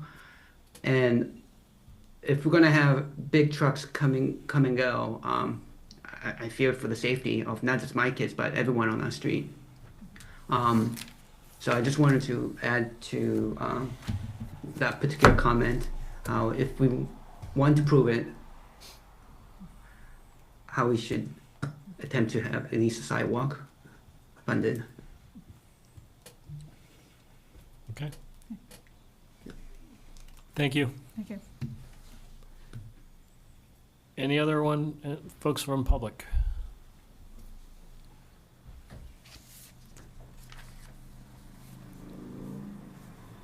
Yeah, Bruce Trommola, 13 McFarland Road.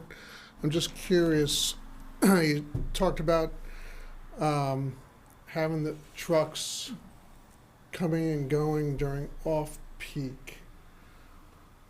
How early do you have trucks leaving your yard? Between 6 and 6:15. Between 6 and 6:15. Because right now, those big vehicles, we own 3 that would. Could you come to the microphone for us, please? Thank you. Chris DeStefano with Commonwealth. So of those big vehicles that everyone is talking about, we do own close to 10. 3 of them are dispatched from that yard every day as of right now. Like Katie stated, all of our equipment is on job sites. We've worked for the town of Chelmsford. Everything you see us on the side of the road, detouring people around, like that's what we do. We do water and sewer work for municipalities, so the equipment and the trucks are on the job site every day. They come back to get repaired. They go out, they're stored there in between jobs. You're not going to hear machines running other than getting pulled in for a service or possibly leaving that day. So I just want to clarify that. It's not like it's all these trucks are loading up in the morning and leaving. And the front building is not geared toward a paving operation. That's not what we're trying. It's going to be towards like a plumber, electrician. That's not set up for a paving operation. I mean, those guys have multiple trucks, pavers, rollers. That's not set up for there. That's not what we're gearing for a tenant. I don't want to make it any worse than the board thinks it is already. It's geared for a plumber, electrician. You see them every day, you use them every day, and you know, they're readily available here on this road. Thank you. Yeah. Yeah, so it was just a concern of the noise, because right now we have a ton of noise now from 495 hearing trucks using Jake brakes, and hearing more trucks firing up early in the morning would be really concerning. Thank you. Thank you. Any other public? One more. Two. They're fighting over who gets to go first. Sean Campbell, 19 Monmouth Street, Precinct 10.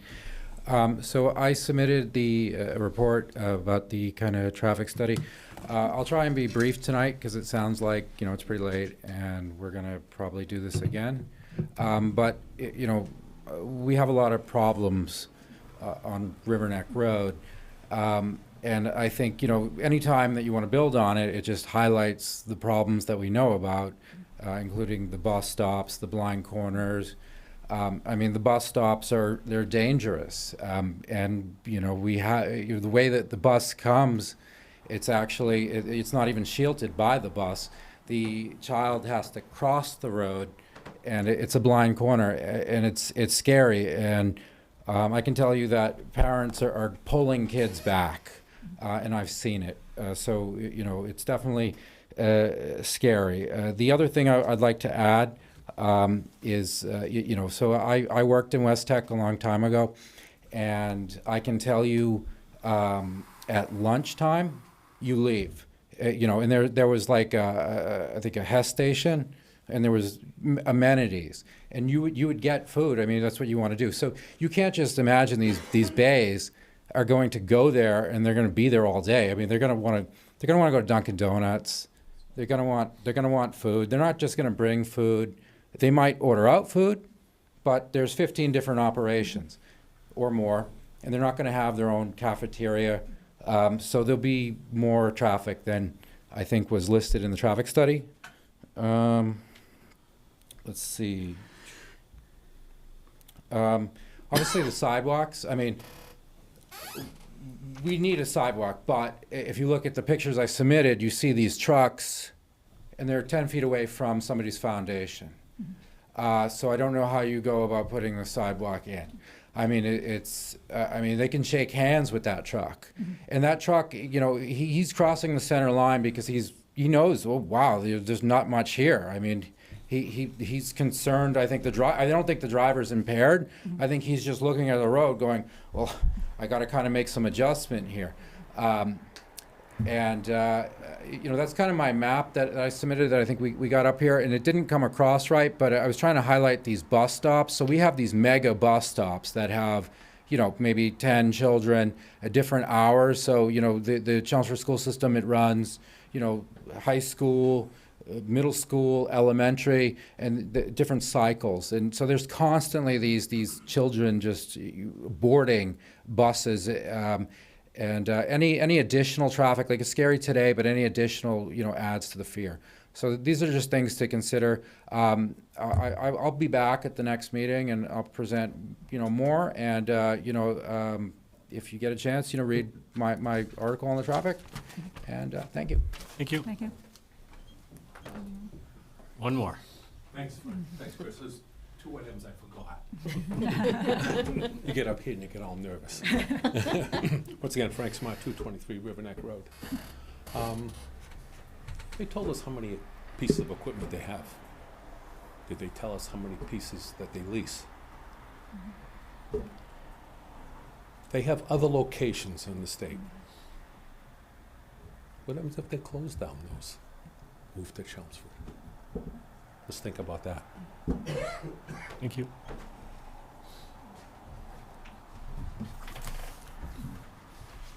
Just to clarify, we have one location, and that's here in Chelmsford.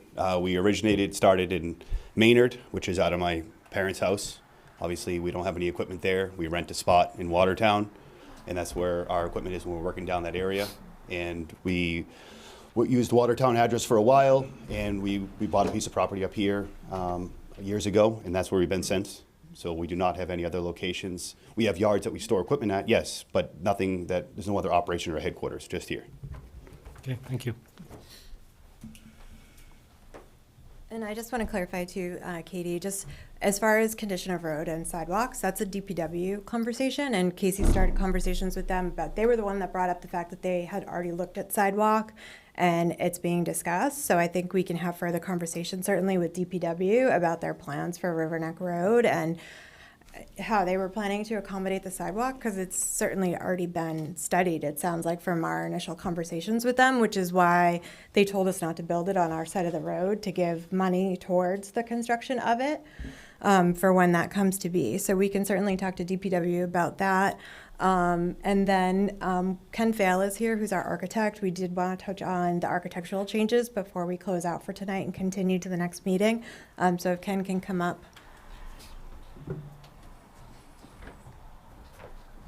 You could leave it on that right there. Good evening, Ken File, LYF Architects out of Haverhill, Mass. And yeah, we made some architectural changes. I'll just briefly go through them that you can see using this perspective. We further lowered the perceived building height. We actually removed the large entry gables elements we had before, and we actually made smaller entry gables that actually project more off the building. Before it was very flat. This actually projects off 6 feet, and it actually provides more depth to the building. We actually removed the small applied shingle roof, and we provide a multi-layered parapet entablature across the face of the building. We had lap siding across the entire front, and here we actually provide a little more texture to the building by providing a vertical ribbed metal panel, and then the entry elements maintain the lap siding, again giving a little more texture to the building. We consolidated unit entries, so there's actually one entry on the facade that then goes to a vestibule that we then branch off into either unit. We changed out the brick base for a stone base. We made the entry elements wider, and we actually elevated them above the main roof to, again, break up the mass of the building.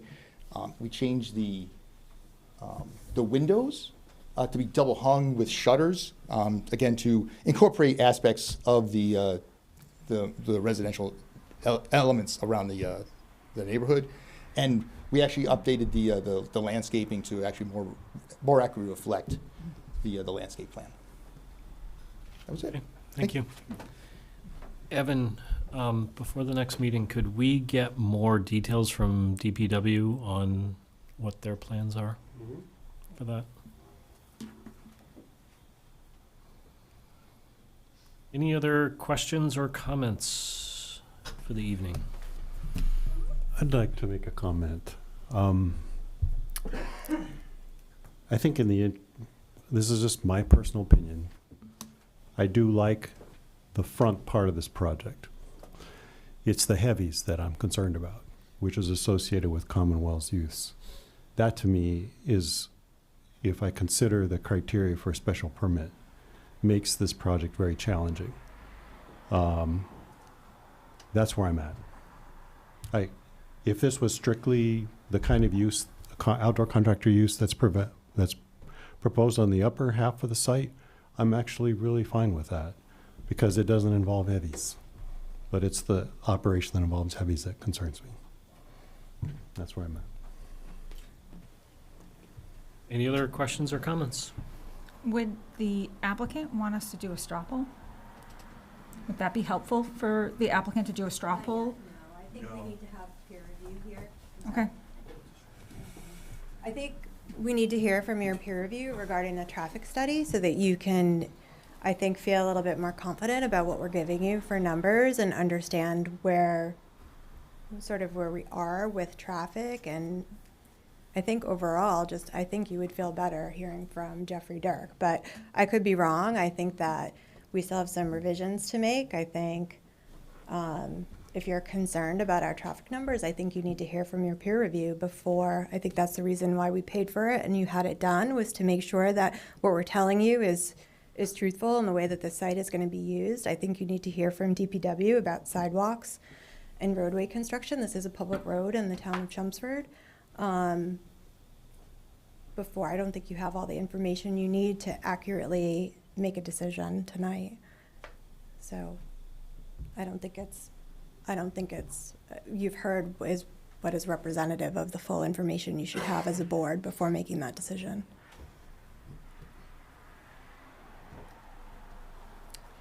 All right. I think at this point, I will entertain a motion to continue to next meeting. You certainly have one. Motion for Mike, Seconded. second from Marcy. All in favor? We'll go first. Yes, we will put this first. First. First public hearing in the next meeting. All in favor? Aye. Unanimous. Continue to next meeting. Thank you, everyone.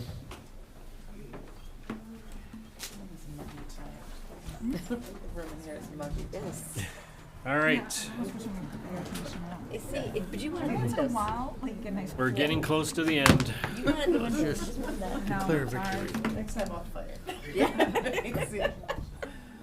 People a chance to exit. They're out there with the papers standing.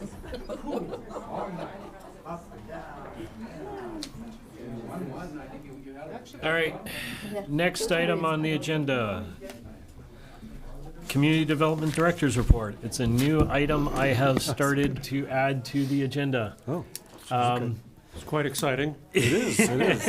This is the debut. Yes, big debut. Exciting for you or us? Everybody, I would think. Previewing your next agenda, 2 new items. 12 Kidder Road will be a minor modification. What road? This is related, I'm sorry, 12 Kidder. Oh, Kidder. Minor modification. This is related to, probably predates most of you other than Mr. Raisbeck. Yeah, I know this one. It's related to an originally approved site plan special permit, went to a butter appeal, came back to the board during the appeal for a modification to allow the project to continue until the appeal was resolved. The appeal's been resolved. However, the original decision includes a condition that wasn't resolved, but needs to be, the modifications to eliminate a condition. So I'll leave it at that.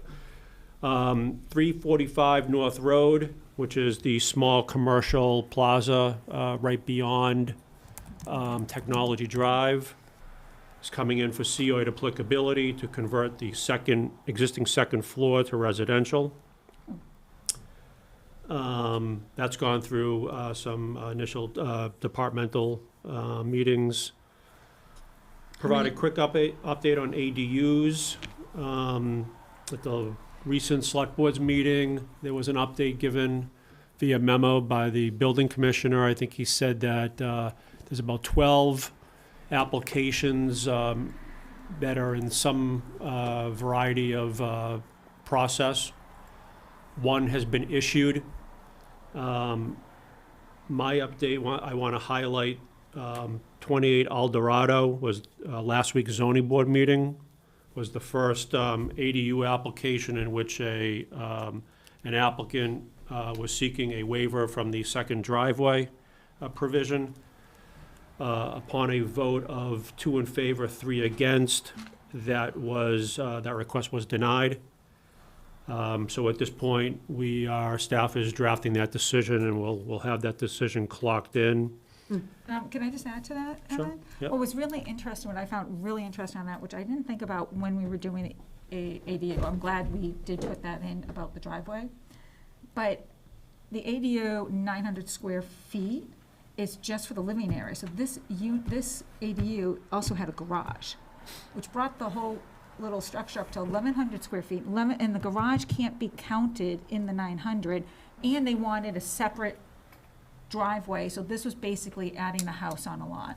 Like, it was, I'm very happy that the ZBA did uphold that, but this was exactly, again, like, I didn't think about it when I was thinking 900 square feet. I assumed that also, like, if there was a garage, that included that, but that doesn't. And that was a little eye-opening to me. Thank you. But a garage would still need to meet like FAR and stuff like Yes. that, right? Yeah. Okay. So there's prior to last week's zoning board meeting, there was at least one other ADU driveway that was in the queue for an upcoming ZBA meeting, and then I think there was one that was in process of being submitted.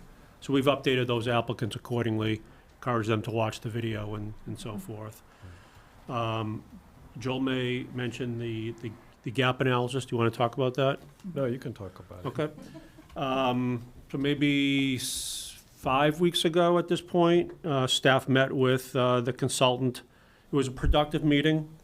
I think we keyed in on methodology.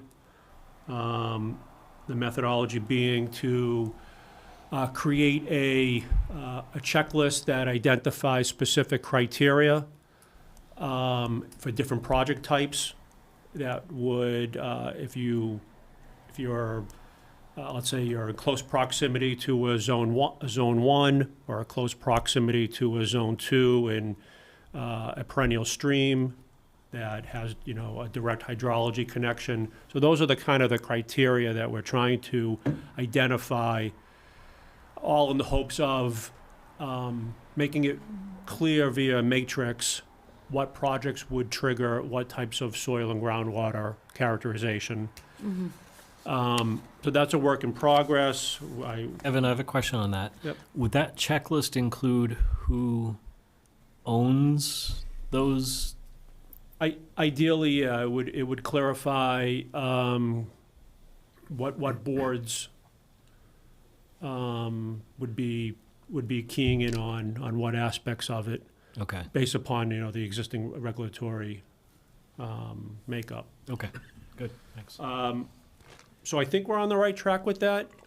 My understanding is that the consultant will provide a draft, staff will review it, and at some point, obviously, this still needs to go to, at least the planning board and Concom. That is all I have for my first director's meeting report. That's awesome. Thank you. Thank you. Board of Health. In Board of Health, yes. All right. Liaison updates.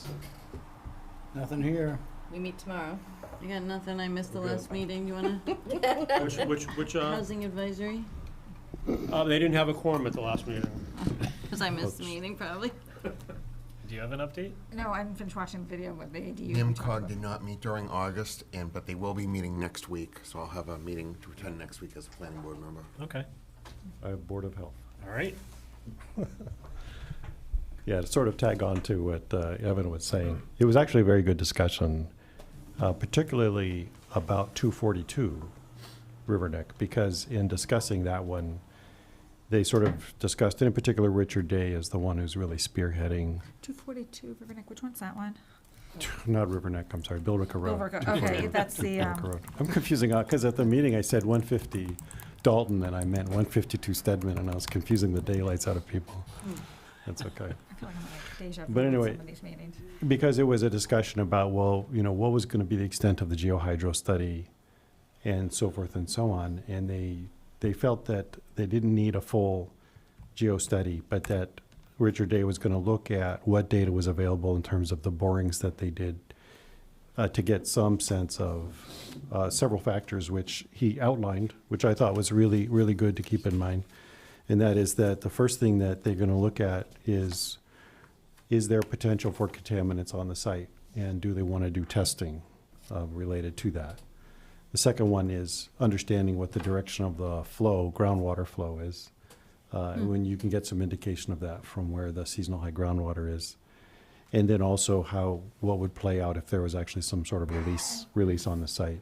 So I thought that was a really good set of criteria, which complements nicely, the work that we do. So I think that, it's been a very good relationship in terms of our aquifer protection interests, as far as what the Board of Health is doing, what we're doing. And then, so it's still a little bit squishy as to what the sort of time frame of this gap analysis is, but I do agree with Evan. It sounds like it's somewhat more focused than it was before, perhaps. 2 steps forward, 1 step back. Well, yeah. Are we doing anything about the Riverneck Road project yet, the Board of Health? That didn't come up in the meeting, I don't believe. Riverneck Road, I don't think so. This project that we just talked about, Yeah. okay. I don't remember if it's come before them or not. I've had an off-record conversation with Richard Day about it, but that's the extent of it as far as I know. Yeah. Yeah. And then there was a bunch of health-related stuff too, including they had gotten 3 positives for West Nile virus, and so they sprayed the same day, and there's been nothing indicated since, and stuff like that. Okay. Mike, any? No, I have not, Okay. I think I made it to one historically, but not much happened. All right. For Concom, their meeting yesterday was pretty short, and they had a lot of continuations and 1 no-show. So they didn't do too much yesterday that's related to our stuff. I did want to give an update on the Fall Town Meeting zoning. I am presenting to FinCom on the 18th and then Select Board on the 22nd. Both boards are in for an interesting presentation because there are 52 slides for all of the zoning. You're gonna hijack their meetings. Yes. And I did want to mention some minor changes to the slides and the motions that you'll see after the legal review.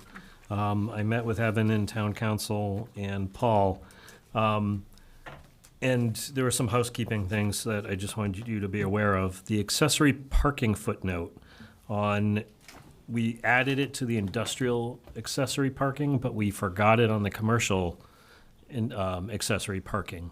So we added that footnote in on the commercial side, because I know we had talked about it, but it just never got to the table. And then we did some minor rewording to clarify that distance of the accessory parking, because the way it was worded, it sounded like it was 300 feet from property to property, rather than from the parking lot to the building use. So we clarified that. The ADU zoning article was slightly changed. We had 2 proposed changes to 2 different paragraphs, C3 and C4.